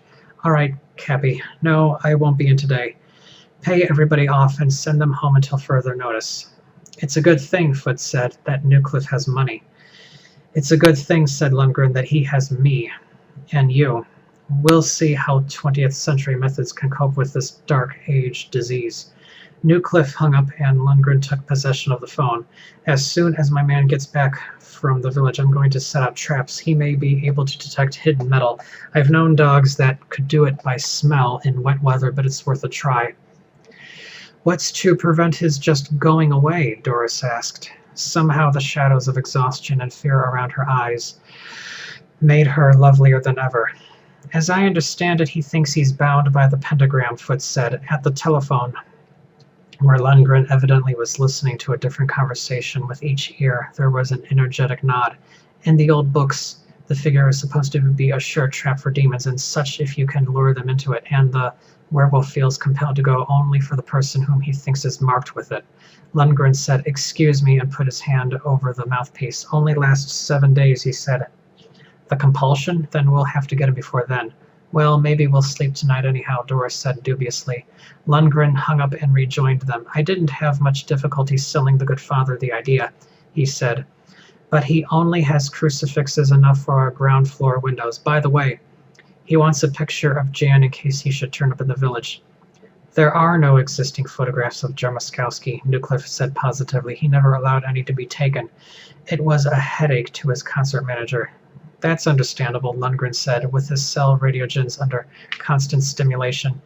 Any picture of him would turn out overexposed anyhow, probably a total blank, and that in turn would expose Jan." "Well, that's too bad, but it's not irreparable," Foote said. He was glad to be of some use again.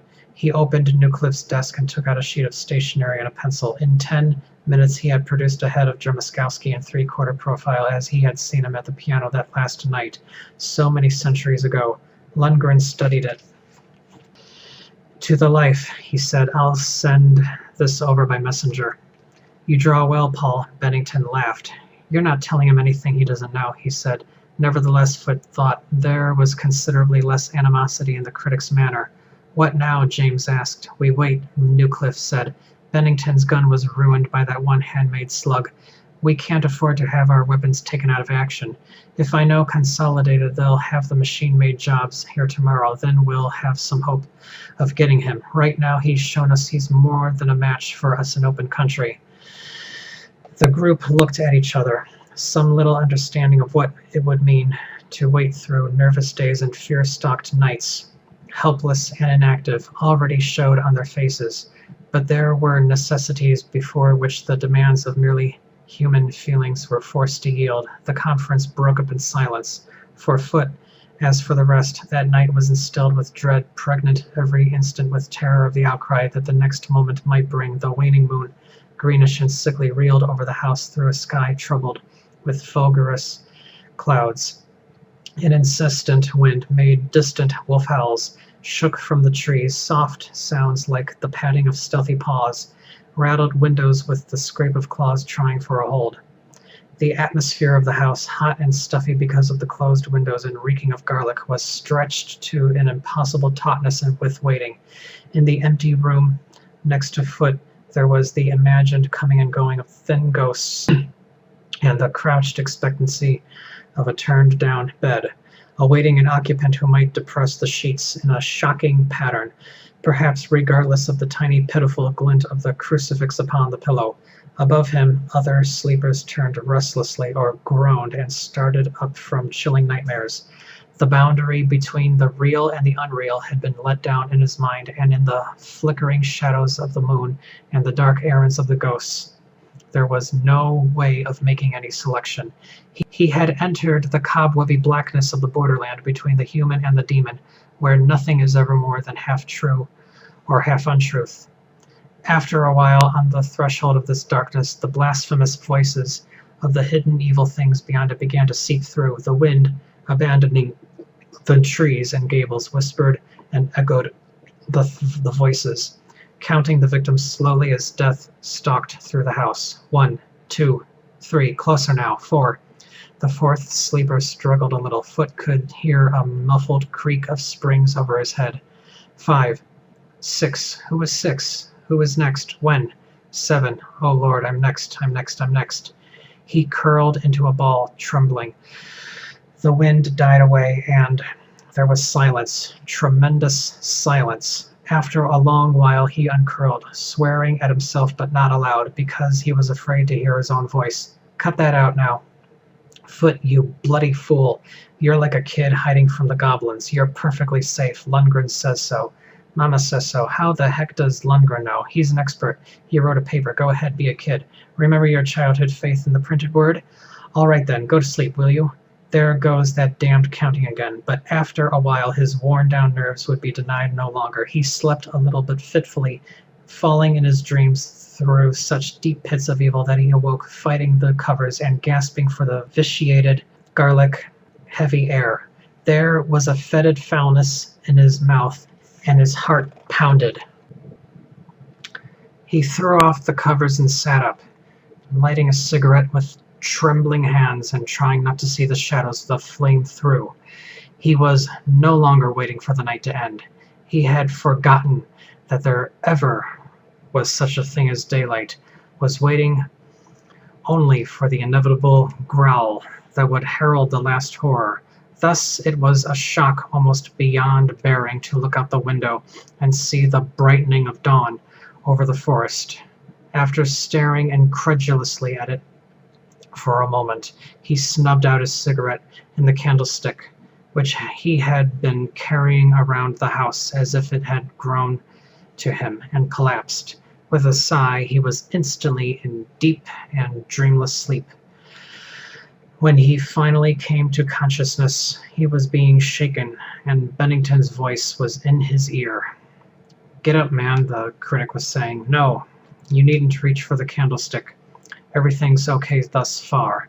Foot grinned. "It's a pleasure to see a friendly expression on your face, Bennington," he said with a faint glow of general relief. Bennington looked a little abashed. "I misjudged you," he admitted. "I guess it takes a crisis to bring out what's really in a man so that blunt brains like mine can see it. You don't mind if I continue to dislike your latest abstractions, I trust?" "That's your function," Foot said cheerfully, "to be a gadfly. Now what's happened?" Newcliffe got up early and made the rounds of the traps. "We got a good-sized rabbit out of one of them and made a stew. Very good, you'll see. The other one was empty, but there was blood on it and on the snow. Lundgren isn't up yet, but we've saved scrapings for him." James poked his head around the door jamb, then came in. "Hope it cripples him," he said, dexterously snaffling a cigarette from Foot's shirt pocket. "Pardon me, all the servants have deserted us but the butler, and nobody will bring cigarettes up from the village. My, said Foot. Everyone feels so chipper. Boy, I never thought I'd be as glad to see any sunrise as I was today's. There was a sound outside. It sounded like the world's biggest tea kettle. Something flitted through the sky, wheeled and came back. Cripes, Foot said, shading his eyes. A big jet job. What's he doing here? The plane circled silently. Jets cut. It lost flying speed and glided in over the golf course. Struck and rolled at breakneck speed straight from the forest. At the last minute, the pilot spun to a stop expertly. By heaven, I'll bet that's Newcliffe's bullets. They pounded downstairs. By the time they reached the front room, the pilot was coming in with Newcliffe. A heavy case was slung between them. Newcliffe pried the case open. Then he sighed. Look at him, he said. Nice, shiny brass cartridges and dull silver heads machined for perfect accuracy. Yum, yum, I could just stand here and pet them. Where are you from? Croydon, said the pilot. If you don't mind, Mr. Newcliffe, the company said I was to collect from you. That's £100 for the cartridges and $500 for me. Cheap enough. Hold on, I'll write you a check. Foot whistled. He didn't know whether to be more awed by the transatlantic express service or the vast sum it had cost. The pilot took the check, and shortly thereafter the tea kettle began to whistle again. From another huge wooden crate, Newcliffe was handing out brand new Brownings. Now let him come, he said grimly. Don't worry about wasting shots. There's a full case of clips. As soon as you see him, blaze away like mad. Use it like a hose if you have to. Somebody go wake Chris, Bennington said. He should have lessons too. Doris, go knock on his door like a good girl. Doris nodded and went upstairs. Now this stud here, Newcliffe said, is the fire control button. You put it in this position and the gun will fire one shot and reload. Put it here and you have to reload it yourself like any rifle. Put it here and it goes into automatic operation, firing every shell in the clip, one after the other. Thunder, James said admiringly. We could stand off an army. Wait a minute. There seem to be two missing. Those are all you unpacked, Bennington said. Yes, but were 2 older models of my own. I never used them because it didn't seem right to hunt with such a cannon, but I got him out last night on account of this trouble. Oh, Bennington said with an air of sudden enlightenment. I thought that thing I had looked odd. I slept with one last night. I think Lundgren has another. Where is Lundgren? Doris should have had him up by now. Go see Bennington and get that gun. Isn't there a lot of recoil? Foot asked. Sure. These are really meant to operate from bipods. Hold the gun at your hip, not your shoulder. What's that? Bennington's voice, Foot said, suddenly tense. Something must be wrong with Doris. The 4 of them clattered for the stairs. They found Doris at Bennington's feet in front of Lundgren's open door. Evidently she had fainted without a sound. The critic was in the process of being very sick. On Lundgren's bed lay a crimson horror. The throat was ripped out, and the face and all the soft parts of the body had been eaten away. The right leg had been gnawed in one place, all the way to the bone, which gleamed white and polished in the reassuring sunlight. Foot stood in the living room by the piano in the full glare of all the electric lights. He hefted the BAR and surveyed the remainder of his companions, who were standing in a puzzled group before him. No, he said, I don't like that. I don't want you all bunched together. String out in a line in front of me so I can see everybody. He grinned briefly. Got the drop on you, didn't I? Not a rifle in sight. Of course, there's the big candlestick behind you, Newcliffe, but I can shoot quicker than you can club me. His voice grew ugly. And I will, if you make it necessary. So I would advise everybody, including the women, not to make any sudden moves. What is this all about, Paul? Bennington demanded angrily, as if things aren't bad enough. You'll see directly. Now line up the way I told you. Quick. He moved the gun suggestively, and remember what I said about sudden moves. It may be dark outside, but I didn't turn on all the lights for nothing. Quietly, the line formed, and the eyes that looked at Foot were narrowed with suspicion of madness, or worse. Good. Now we can talk comfortably. You see, after what happened to Chris, I'm not taking any chances. That was partly his fault and partly mine, but the gods allow no one to err twice in matters like this. He paid a ghastly price for his second error, a price I don't intend to pay or to see anyone else here pay. Would you honor us with an explanation of this error? Newcliffe said icily. Yes, I don't blame you for being angry, Tom, since I'm your guest. But you see, I'm forced to treat you all like for the moment I was fond of Lundgren. There was silence for a moment, then a thin indrawing of breath from Bennington. You were fond, my lord, he whispered raggedly. What do you mean? I mean that Lundgren was not killed by Drzemskowski, Foot said coldly and deliberately. He was killed by someone else, another werewolf, one who is standing before me at this moment. A concerted gasp went up. Surprised? But it's true. The error for which Chris paid so dearly, which I made too, was this. We forgot to examine everybody for injuries after the encounter with Jan. We forgot one of the cardinal laws of lycanthropy. A man who survives being bitten by a werewolf himself becomes a werewolf. That's how the disease is passed on. The panirin in the saliva gets in the bloodstream, stimulates the victim's own pineal gland and... But nobody was bitten, Paul, Doris said in a reasonable voice. Somebody was, lightly. None of you but Chris and myself could know about the bite infection. Evidently somebody got a few small scratches, didn't think them worth mentioning, put iodine on them and forgot them until it was too late.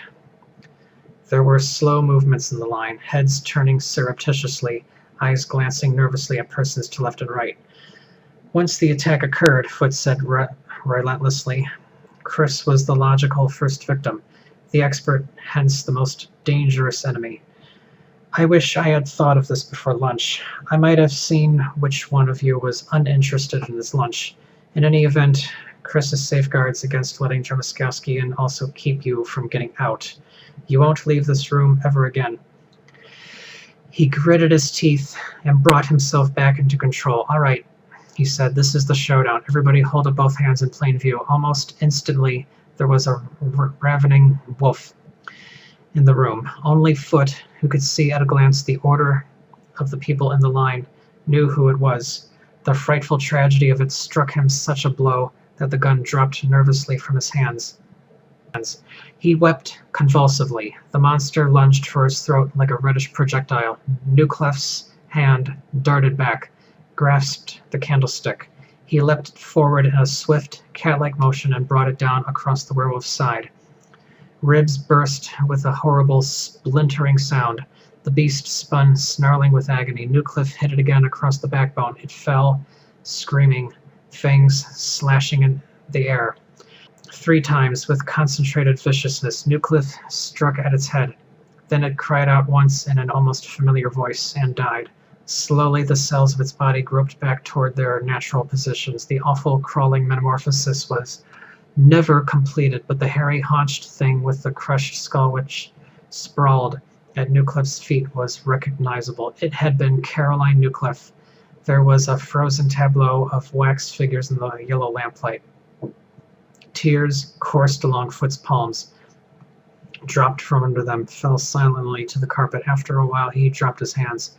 Bennington's face was gray with illness but rigidly expressionless like a granite statue. James's back was against the wall. He watched the anomalous corpse as if waiting for some new movement.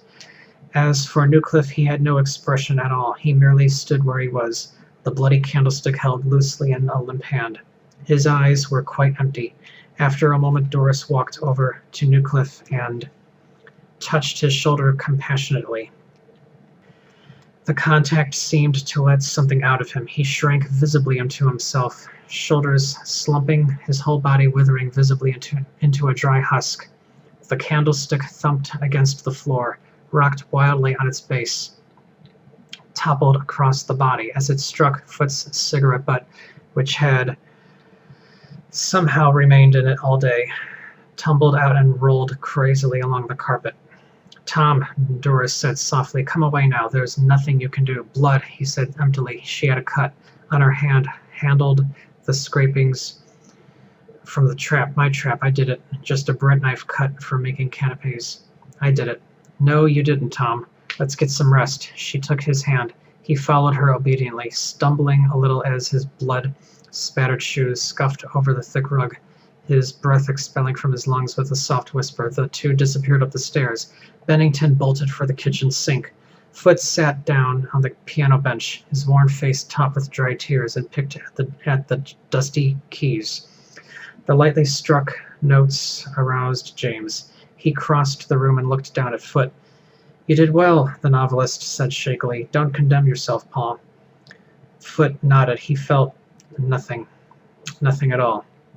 "The body? Yes, I suppose so."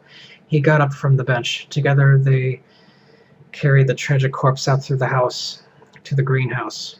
"We should leave her here," Foot said with a faint return of his old irony. "Here's where the wolfbane bloomed and started the whole business."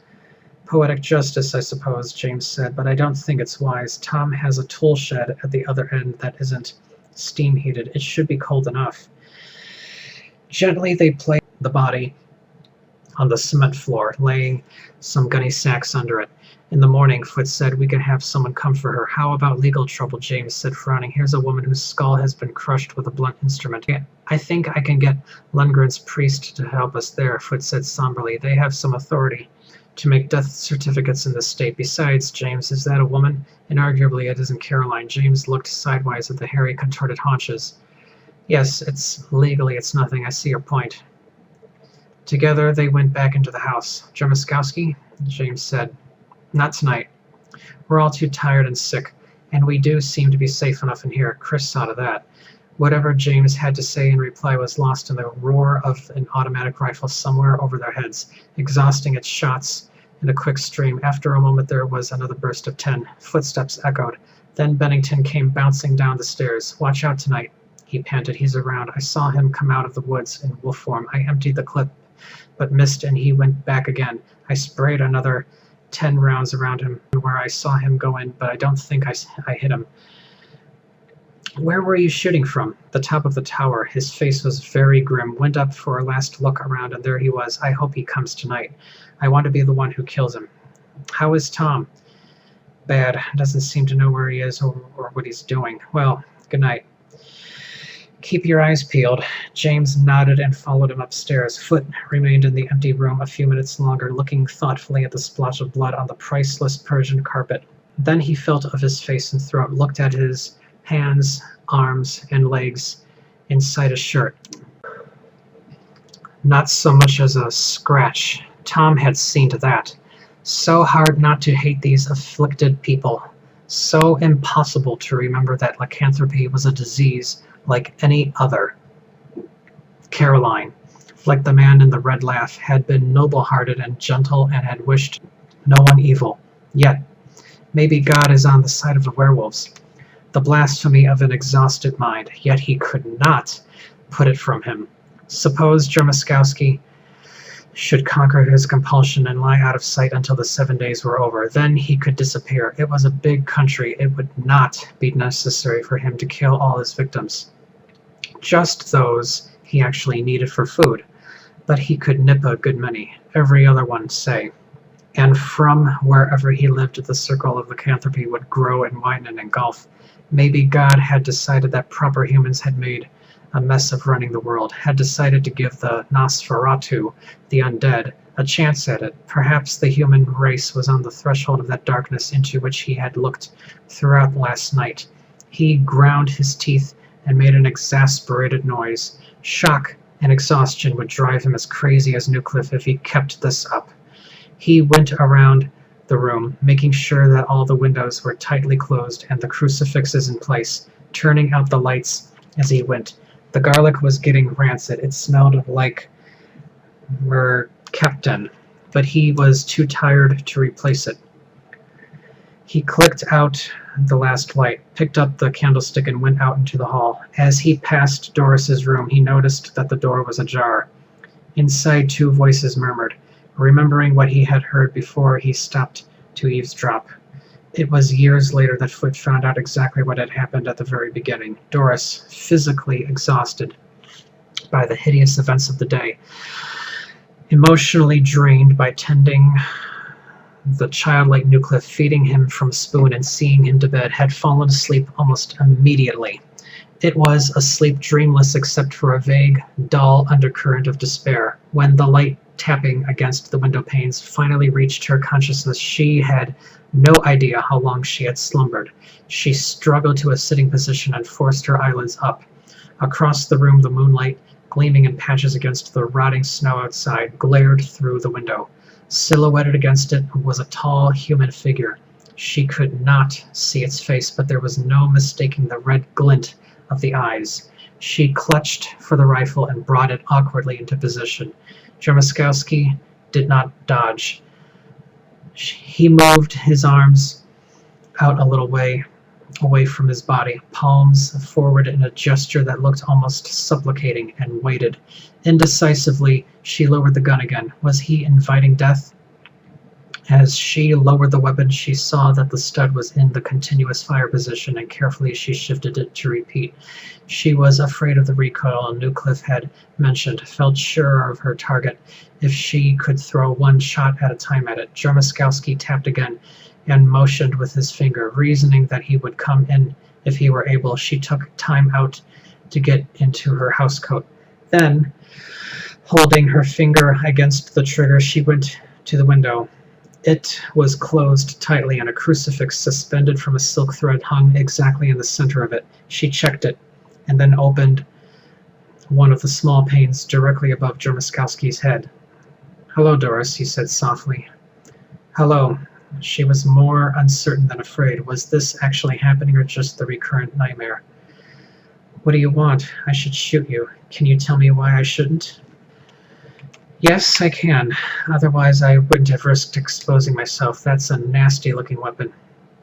There are 10 silver bullets in it. I know it. I've seen Brownings before. I would be a good target for you too, so I have no hope of escape. My nostrils are full of rosemary." He smiled ruefully. "And Lundgren and Caroline are dead, and I am responsible. I deserve to die. That is why I am here." "You'll get your wish, Jan," she said. "You have some other reason, I know. I will back my wits against yours. I want to ask you questions." "Ask." You have your evening clothes on. Paul said they changed with you. How is that possible? But a wolf has clothes, Dremiskowski said. He is not naked like a man, and surely Chris must have spoken of the effects of the pineal upon the cell radiogens. These little bodies act upon any organic matter, including wool or cotton. When I change my clothes, change with me. I can hardly say how, for it is in the blood, like musicianship. Either you can or you can't, but they change. His voice took on a darkly somber tone.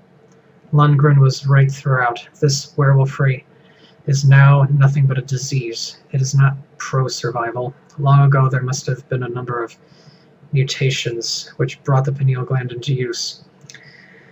None of them survived, but the werewolves in these are dying. Someday the pineal will come into better use, and all men will be able to modify their forms without this terrible madness as a penalty. For us, the lycanthropes, the failures, nothing is left. It is not good for a man to wander from country to country, knowing that he is a monster to his fellow men and cursed eternally by his God, if he can claim a God. I went through Europe, playing the piano and giving pleasure, meeting people, making friends, and always, sooner or later, there were whisperings and strange looks and dawning horror, and whether I was hunted down for the beast I was, or whether there was merely a vague, gradually growing revulsion, they drove me out. Hatred, silver bullets, crucifixes, they are all the same in the end. Sometimes I could spend several months without incident in some one place, and my life would take on a veneer of normality. I could attend to my music and have people about me that I liked and be human. Then the wolfbane bloomed and the pollen freighted the air, and when the moon shone down on that flower, my blood surged with the thing I have within me. And then I made apologies to my friends and went north to Sweden, where Lundgren was and where spring was much later. I loved him, and I think he missed the truth about me until night before last. I was careful. Once or twice I did not go north, and then the people who had been my friends would be hammering silver behind my back and waiting for me in dark corners. After years of this, few places in Europe would have me. With my reputation as a musician spread darker rumors. Towns I had never visited closed their gates to me without a word. Concert halls were booked up too many months in advance for me to use them. Inns and hotels were filled indefinitely. People were too busy to talk to me, to listen to my playing, to write me any letters. I have been in love. That I cannot describe. And then I came to this country. Here no one believes in the werewolf. I sought scientific help, not from Lundgren, because I was afraid I should do him some harm. But here I thought someone would know enough to deal with what I had become. It was not so. The primitive hatred of my kind lies at the heart of the human, as it lies at the heart of the dog. There was no help for me. I am here to ask for an end to it. Slow tears rolled over Doris's cheeks. The voice faded away indefinitely. It did not seem to end at all, but rather to retreat into some limbo where men could not hear it. Dremiskowski stood silently in the moonlight, his eyes burning bloodily, a somber, sullen scarlet. Doris said, Jan, I am sorry. I am so sorry. What can I do? Shoot, I can't. Please, Doris. The girl was crying uncontrollably. Jan, don't. I can't. You know I can't. Go away. Please go away. Dremiskowski said, then come with me, Doris. Open the window and come with me. Where? Does it matter? You have denied me the death I ask. Would you deny me this last desperate love? Would you deny your own love? Your own last and deepest desire? It is too late now, too late for you to pretend revulsion. Come with me. He held out his hands. Say goodbye, he said. Goodbye to these self-righteous humans. I will give you of my blood, and we will range the world wild and uncontrollable. The last of our race. They will remember us, I promise you. Jan, I am here. Come now. Like a somnambulist, she swung the panes out. Dremiskowski did not move, but looked first at her, then at the crucifix. She lifted one end of the thread and let the little thing tinkle to the floor. After us there shall be no darkness comparable to our darkness. Dremiskowski said, let them rest. Let the world rest. He sprang into the room with so sudden, so feral emotion that he seemed hardly to have moved at all. From the doorway the automatic rifle yammered with demoniac ferocity. The impact of the slugs hurled Jamaskowski back against the wall. Foot lowered the smoking muzzle and took one step into the room. "Too late, Jan," he said stonily. Doris wailed like a little girl awakened from a dream. Jamaskowski's lips moved, but there was not enough left of his lungs. The effort to speak brought a bloody froth to his mouth. He stood for an instant, stretched out a hand toward the girl. Then the fingers clenched convulsively and the long body folded. He smiled, put aside that last of all his purposes, and died. There Shall Be No Darkness by James Blish. Read by Christopher Highland. Sound design by William Pattison.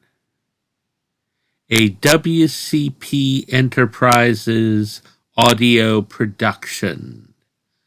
Copyright 2023 by Christopher Highland and William Pattison. Alrighty, so that was There Shall Be No Darkness, read by Mr. Highland. Bravo, Mr. Highland. Fantastic job. Thank you. Yeah. Yeah, for a first-time narration, you did very well. Well, I've had experience reading things aloud like that. I mean, I did a lot of that in college. Okay. Yeah, because when it came to editing, there wasn't too much. I mean, there was like pulling out intakes of breath and stuff like that. A couple of little flubs, but I managed to get them correct. I mean, hell, people, you just heard it. Sounds fantastic, doesn't it? Oh, yes, it does. Alrighty. So anyways, yeah. The thing was that this particular short story of James Blish's didn't have an audiobook. I couldn't believe that because, pretty much everything has an audiobook. No, not everything. Well, quite a bit. But you would think something that has a history like this story would actually have an audiobook. Fascinating audio, story, definitely. But I'll let the expert, put in his 2 cents right now. All right. Well, I must say the story feels like how do I want to put this? A British mystery. I mean, it doesn't feel like a horror story. Whereas the movie, on the other hand, I mean, yeah, there is that mystery element to it, but there's obviously more action. I mean, the story has some action, but it's minimal. Also, the story, the mystery element. I mean, Sorry. Where was I? Okay, the short story has not as much mystery to it as the film. Film, I mean, it really plays up on the mystery aspect, making you guess who's who and what's what. Short story, it lets you know who the werewolf is, not immediately, but just a few pages into it. Yeah, I noticed that myself. Yeah, Blish wasn't writing it as a mystery. He really, what I was thinking is that he was writing it somewhat from a science fiction point of view. Um, trying to give a little science to the mythology. Yeah. Yeah, because until around that time, they weren't. It was all mythology. It was all that. On top of that, what I also noticed is that he kind of added a little bit of the vampire mythos to the story. Oh. Yeah, because the garlic part of it was not part of the werewolf mythos. That's purely vampire, and being asked, being invited in was a vampire thing, and the creature not being able to get into a house because of garlic on windows, that's definitely vampire too. If you kind of notice that. Yeah. So yeah, he was mixing a little vampire lore in there. Well, some of it does kind of cross barriers there when you actually study werewolf and vampire lore. They kind of crisscross, Yeah. but you usually don't see that in stories. So this was very unique in that it did that.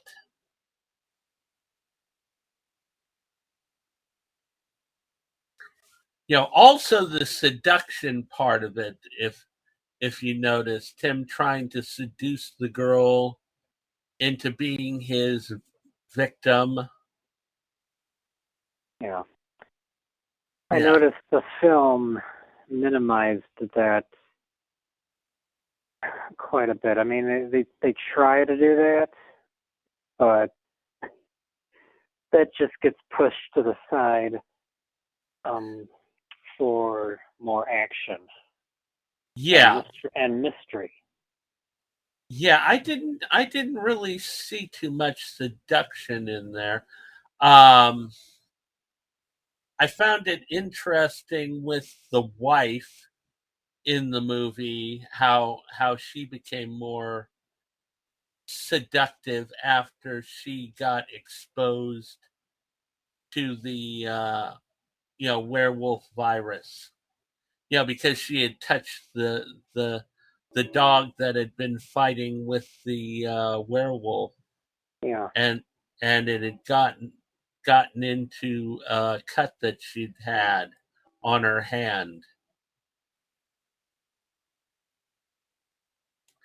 You know, Yeah. actually, Yeah. That's how. Wait a minute. Was that just?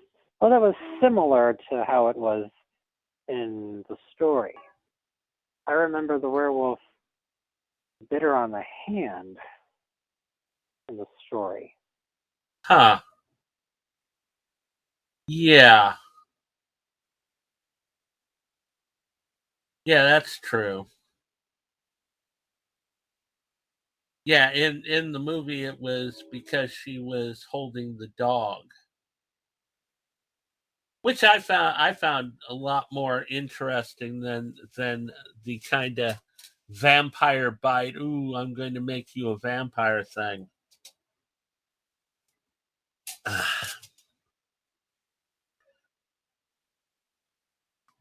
But yeah, yeah. I actually really liked how the movie was set up because it the plot on it where the hunter, he wanted not only to hunt the werewolf, but he wanted to get rid of the werewolf. I didn't really pick up on his motivations on that, except that he was a very well-known hunter, and he wanted to go after an apex predator. But it was interesting. I mean, the only part of it that I didn't like was the fact that the beginning of the movie where he's testing out the area, he's doing it when his guests are already there. Now, if you're going to be dealing with an apex predator that is intelligent, has the intelligence of a human being, are you going to show off, what you've got planned like that? No. Nope. Nope. That is the one weakness in this. One thing I should mention to the fans about this is that the movie's producer was the one that put in the the whole werewolf break thing, and he did that because he didn't like horror films. He liked mysteries, but he didn't like horror films. And it's kind of funny because he's working for Amicus, which is the second most, the second, producer of horror films in England. Yet he absolutely abhorred horror films. And that was also the reason why he didn't put out the money for a werewolf costume. Instead, he used a German Shepherd.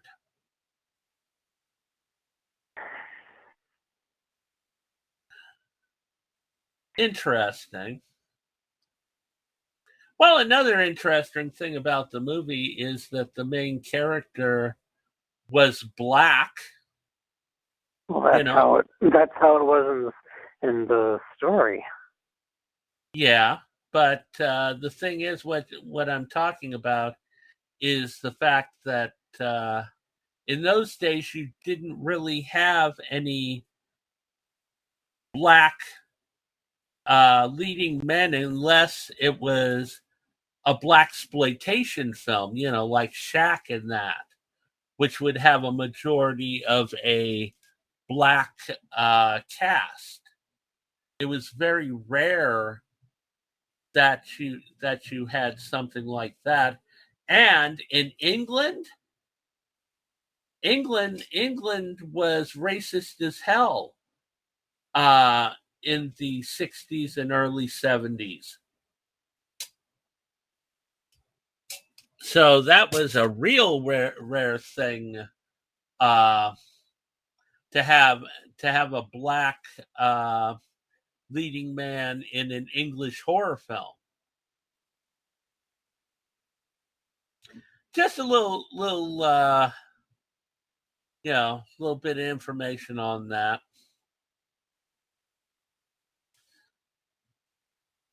But it worked out. I mean, shit, that movie was really, it was really good. Yeah. Yeah, it was well written, well cast. Yeah. And I can't imagine anyone else being in that movie. No, literally. I would have had a little bit more of Peter Cushing, but that's me because I really like Peter Cushing as an actor, and he really didn't get a lot to do as the professor.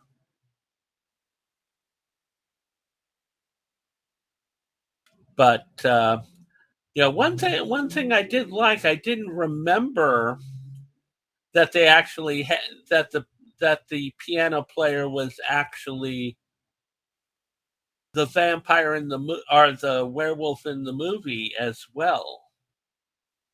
Yeah. That was him. Yeah, that was him. They kind of cut down his part in it, though. Yeah. Horribly. I remember when I first saw the movie, I narrowed it down to 2. And oddly enough, I guessed right. But I did not count on there being 2 werewolves. No. That took me by surprise. Yeah.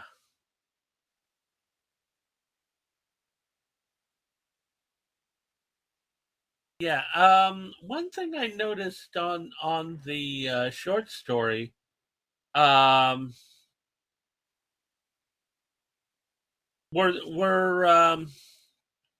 did the other people in the house, did they actually know that the main character was hunting for a werewolf, or did that just come up as a surprise? I can't remember.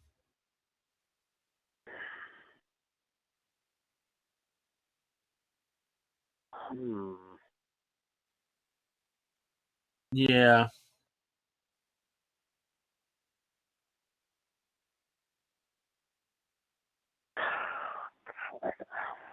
Yeah, because there wasn't, it was very dry when it came to a lot of the dialogue. Yeah.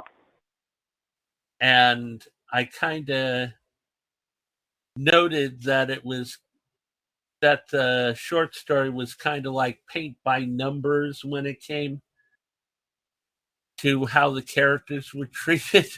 Yes, that is true. Well, the thing is that, that's what you get when you have a science fiction writer trying to write a horror story. Yeah. He's kind of out of his realm, because science fiction stories are about science and humans and how they relate to science. But a horror film is about emotions and about fears, and really it's about atmosphere. Yeah. I think Blish did a fairly good job with going for the gothic style house idea, but I don't know. What's your opinion on that, in regard to the description and the atmosphere? Well, I thought they did a good job, but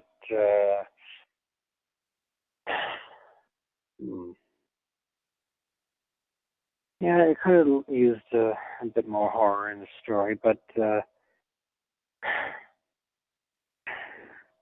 yeah, I mean, I don't think he was really up to the task of writing a true horror story.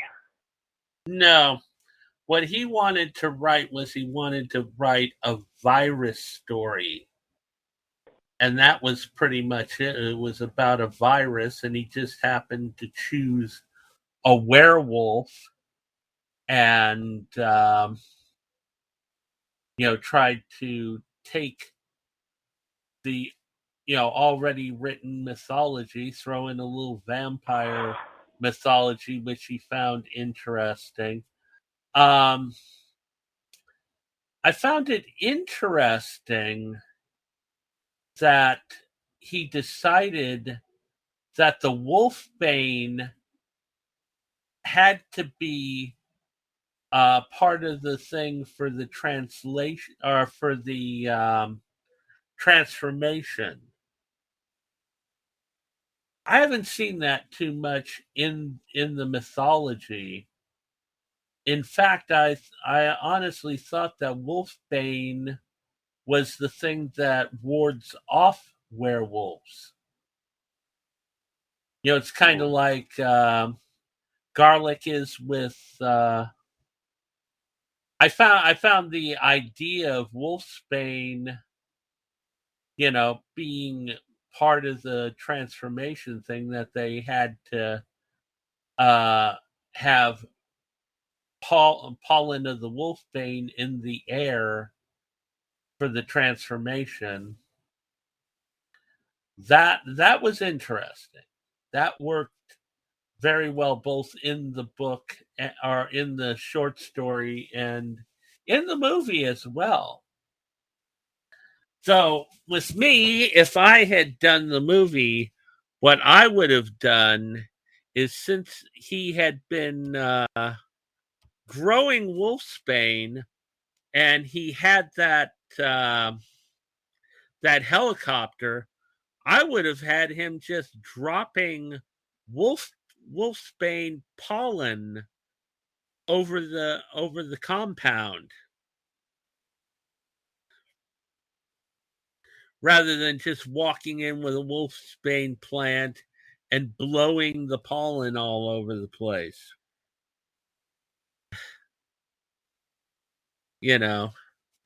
I mean, this is supposedly a very rich man who, has all the high-tech stuff and all this, and he can't figure out how to just, overwhelm the place with wolfbane pollen. But that's just me. I'd love them to do a remake of this. Maybe get Idris Elba to be the Exactly. Oh yes, definitely. But not have a German Shepherd. The werewolf would have to be walking and running on 2 feet. And it would be like one of those werewolves from that movie Dog Soldiers, remember? Yeah. Well, actually, I kind of like the idea of the werewolf, like from the remake of The Wolfman, where the wolf can go on 2 legs, and then what it does is it goes on to 4 legs, and it's faster that way. When it's when it's trying to get away, it just gets on 4 legs and just boom, boom, boom, boom, boom. That was actually the one thing that I really liked about the remake of the Wolfman, was that those scenes were fantastic. But yeah, it would make it a lot more interesting. Another thing I noticed in the movie was that here he had that whole army of hunters that had gone after him, but they didn't appear any other part in the movie. Did you notice that? Yeah. Yeah, the only one that showed up was the helicopter pilot. Yeah. Well, the helicopter pilot and the German guy that got ate in the control room. That was kind of annoying. Here he had Hans sitting there in the control room, and the werewolf figures that out and jumps in, kills Hans, and now his big part of his, everything that he had done got fucking smashed. So he couldn't track him as easily.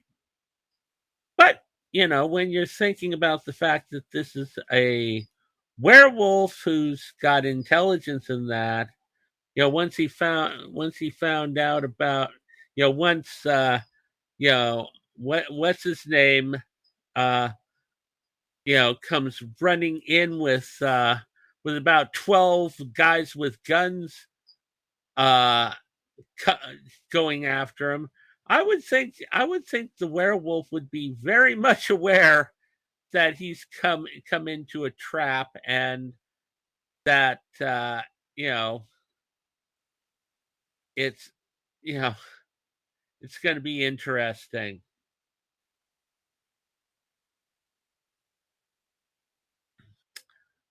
But yeah, another thing I noticed, I don't know if you felt this way, but I felt the short story kind of felt like it was like in the 30s and 40s rather than in the 50s. Yes. Yeah, it had that older feel to it rather than 1957, which was when it was written. I think it was 1950. Oh, 1950? Okay. But anyways, yeah, so interesting. One thing I've been neglecting is I've been neglecting the other film that I found that seemed to be uh you know inspired by this story as well. Well, actually, I think it was more inspired by The Creature Must Die, Beast. or The Beast Must Die. Um, yeah, yeah, which was The Howling Five: The Rebirth, because that one was about a bunch of people that were stuck in a castle, and one of them is a werewolf, and everyone's being killed off.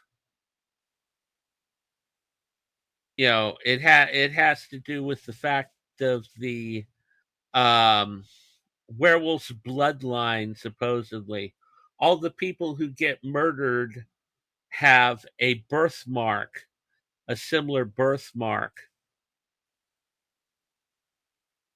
But I saw a lot of this, a lot of The Beast Must Die in this, because you had a secret society involved, and they were trying to hunt down the werewolf. And they were the ones that brought all the people together that had the birthmark, which is similar to what the hunter did, because he connected all these people because of deaths that happened, while they were around, werewolf style deaths.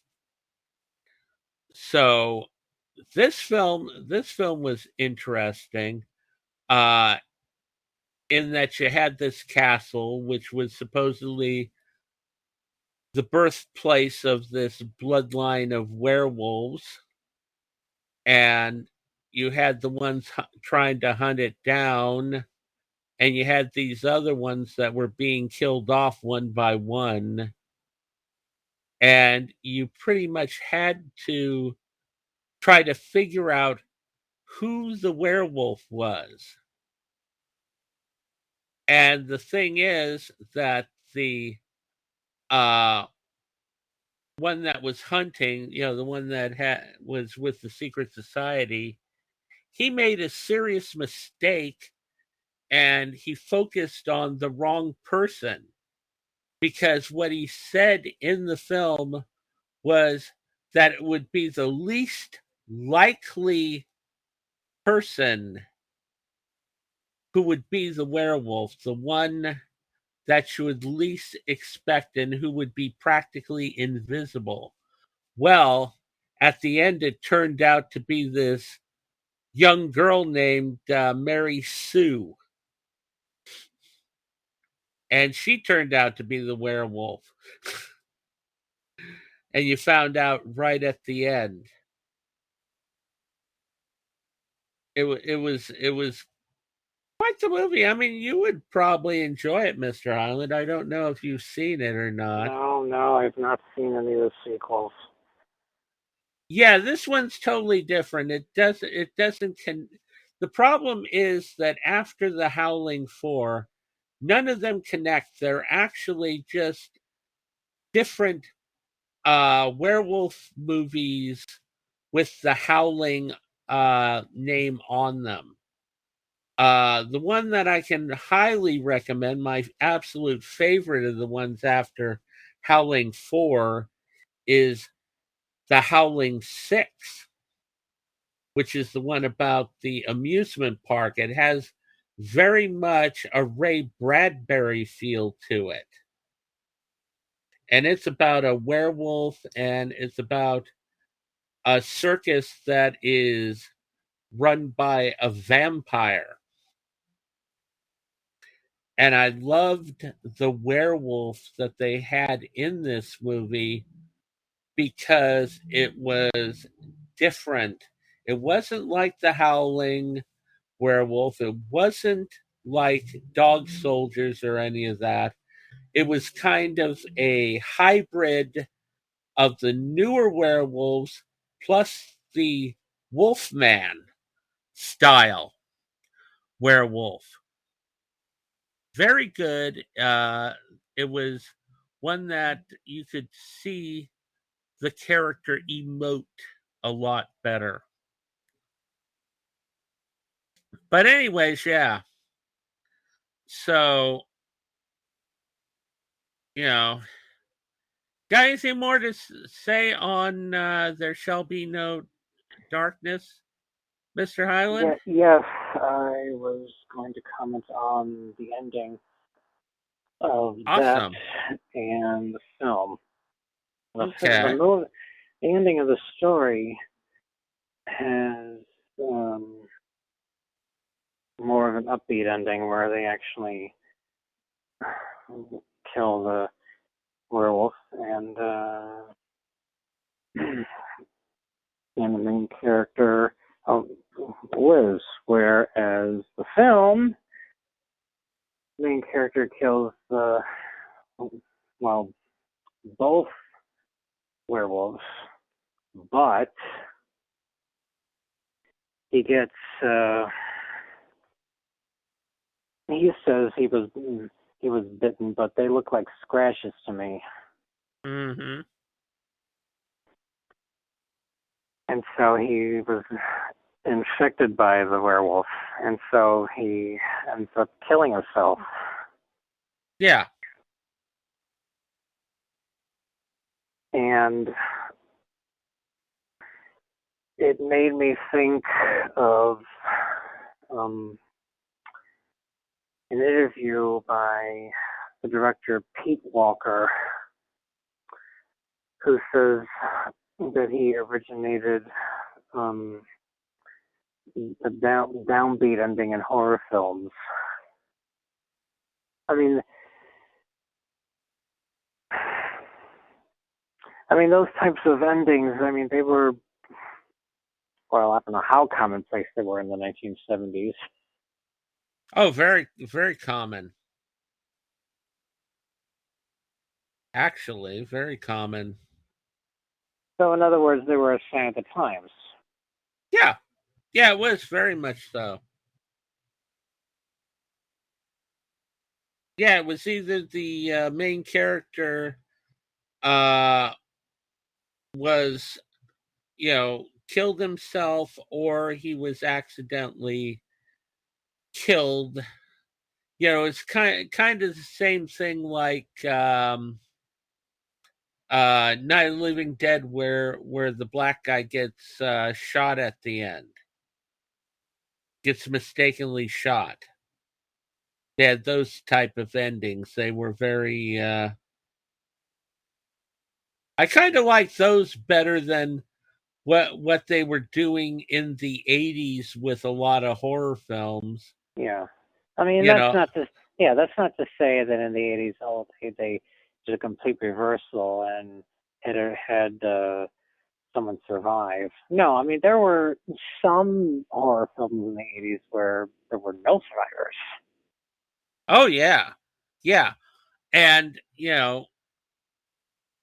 well, I'm kind of talking about, stuff like what they did in Nightmare on Elm Street, where you think that the main character has survived and then something happens, or the end of Evil Friend, where all of a sudden the dead body comes to life and turns That's into Deadly Friend.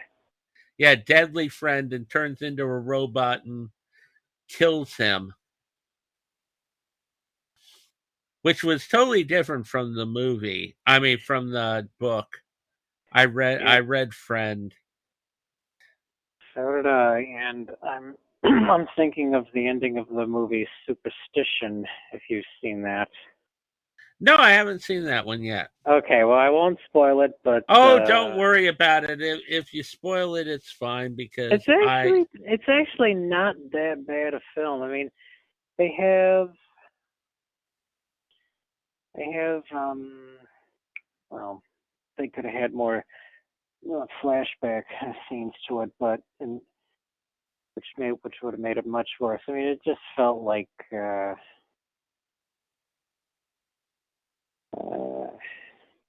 it could have been better. But is it worth watching? Yes. Okay. Yeah, it's not bad. I mean, it's just, well, it's not too low a budget, but for what they had, it's not too bad. Yeah. But when you see it, you'll know what I mean. Okay. Getting back to Blish's short story, I kind of felt a little bit disappointed in the ending, Yeah. because it really was paint by numbers ending. Okay, we shot the werewolf. Okay, story's over. Whoopie dee. Yeah, and the werewolf was talking. Yeah. Yeah, he was talking at the end, and it was very operatic, the ending. You know. I don't know. I mean, Blish is, I'm not going to say anything bad about Blish, because Blish is a good writer. He was just, honestly, Mr. Highland, I think that he got pushed into doing this story because I can see either Ray or Harlan bugging him into doing it, saying, "Oh, expand your horizons there, James. Try to do a horror story." Yeah, I mean, not everyone is capable of doing that. No. Not everyone is capable of crossing genres. No. No, it is very hard, because you're dealing with totally different I mean, the difference between a science fiction story and a horror story is, night and day. There's certain things that you have to have, and there's a certain rhythm to it and stuff, and it's just not the same. you know Funny, when it comes to horror films, well, slasher films, you heard that slasher films and porno films, they go by the same they have kind of the same rhythm to them. Yeah. Yeah, it's funny as hell. uh yeah, if you ever get a chance, Mr. Highland, you'll love it. Porno Shoot Massacre. It's a comedy porno horror film, and it is hilarious. They've got a character in there that plays a porno director who looks like Robert Englund. It is absolutely hilarious.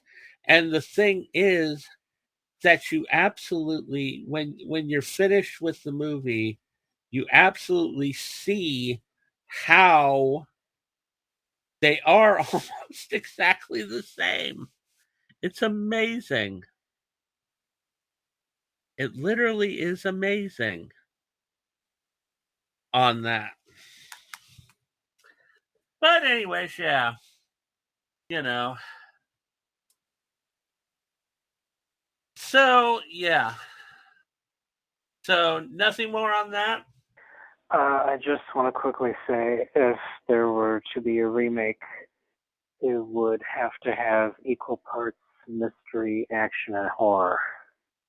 Oh yeah, very much so. Very much so. But I could honestly see uh, them doing a remake, but actually adding a little bit more of the short story into it. Because the Yeah. short story is very interesting, the way that they handle it. But you could definitely do something and do kind of a hybrid of the short story and the uh, movie. At least it'd be better than what Blumhouse did with Stephen King's Boogeyman. Oh my God, that was horrid. They basically used the short story in the film. They used it for about the first 5 minutes. That's all. So yeah,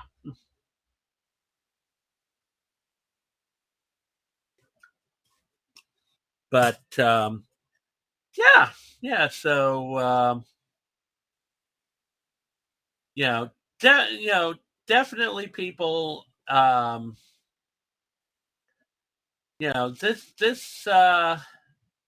This short story is pretty damn good. It's just not. It's not as horrifying as a horror story should be. But the thing is that, as I said, James Blish is a renowned science fiction writer, so you're dealing with that. But on the other hand, you have Ray Bradbury that can do fantastic science fiction, and he can do some very spine tingling horror. It just depends on the writer and their mind. So, anyways, yeah. So be ready next time. We will have another short story. This next time we'll be doing one of Joe Hill's short stories, um, which is The Black Phone, which is, we'll also be talking about the movie that came out from that and talk about how the short story and the movie are different. And it'll be another great time here on Bloodbath Theater Tales. Did you want to say anything to the audience there, Mr. Highland? Yes, I'm planning another narration, and if you have any requests, we will be happy to receive them. Awesome.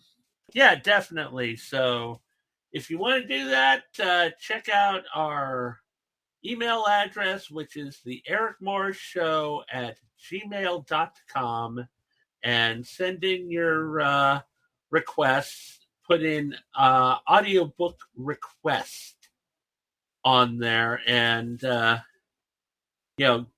what we will need is we'll need a link to a copy of the audiobook, because both of us have to be able to read or listen to the audiobook, and I don't have Audible, so be nice, people.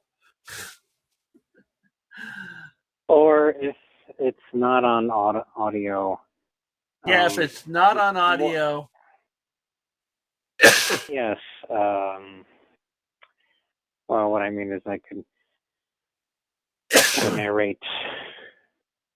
Yes. Yes, people, you can have your audiobook narrated by the audiobook dominator, Mr. Christopher Highland. Definitely. Yeah, because you did a good job this time. So, all good. Alrighty, so anyways, yeah, that's it for Bloodbath Theater Tales. As always, keep America strong. Listen to your audiobooks, and we will catch you later. All right.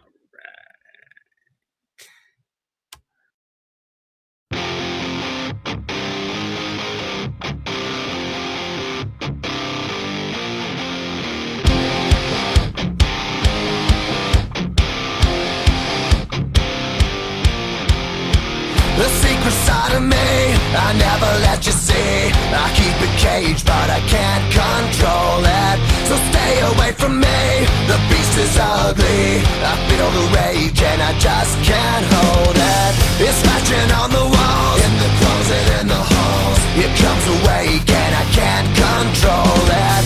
Hiding under the bed, in my body, in my head. Why won't somebody come and save me from this? Make it end. I feel it deep within, it's just beneath the skin. I must confess that I feel like a monster. I hate what I've become, the nightmare's just begun. I must confess that I feel like a monster. I feel like a monster. I feel like a monster.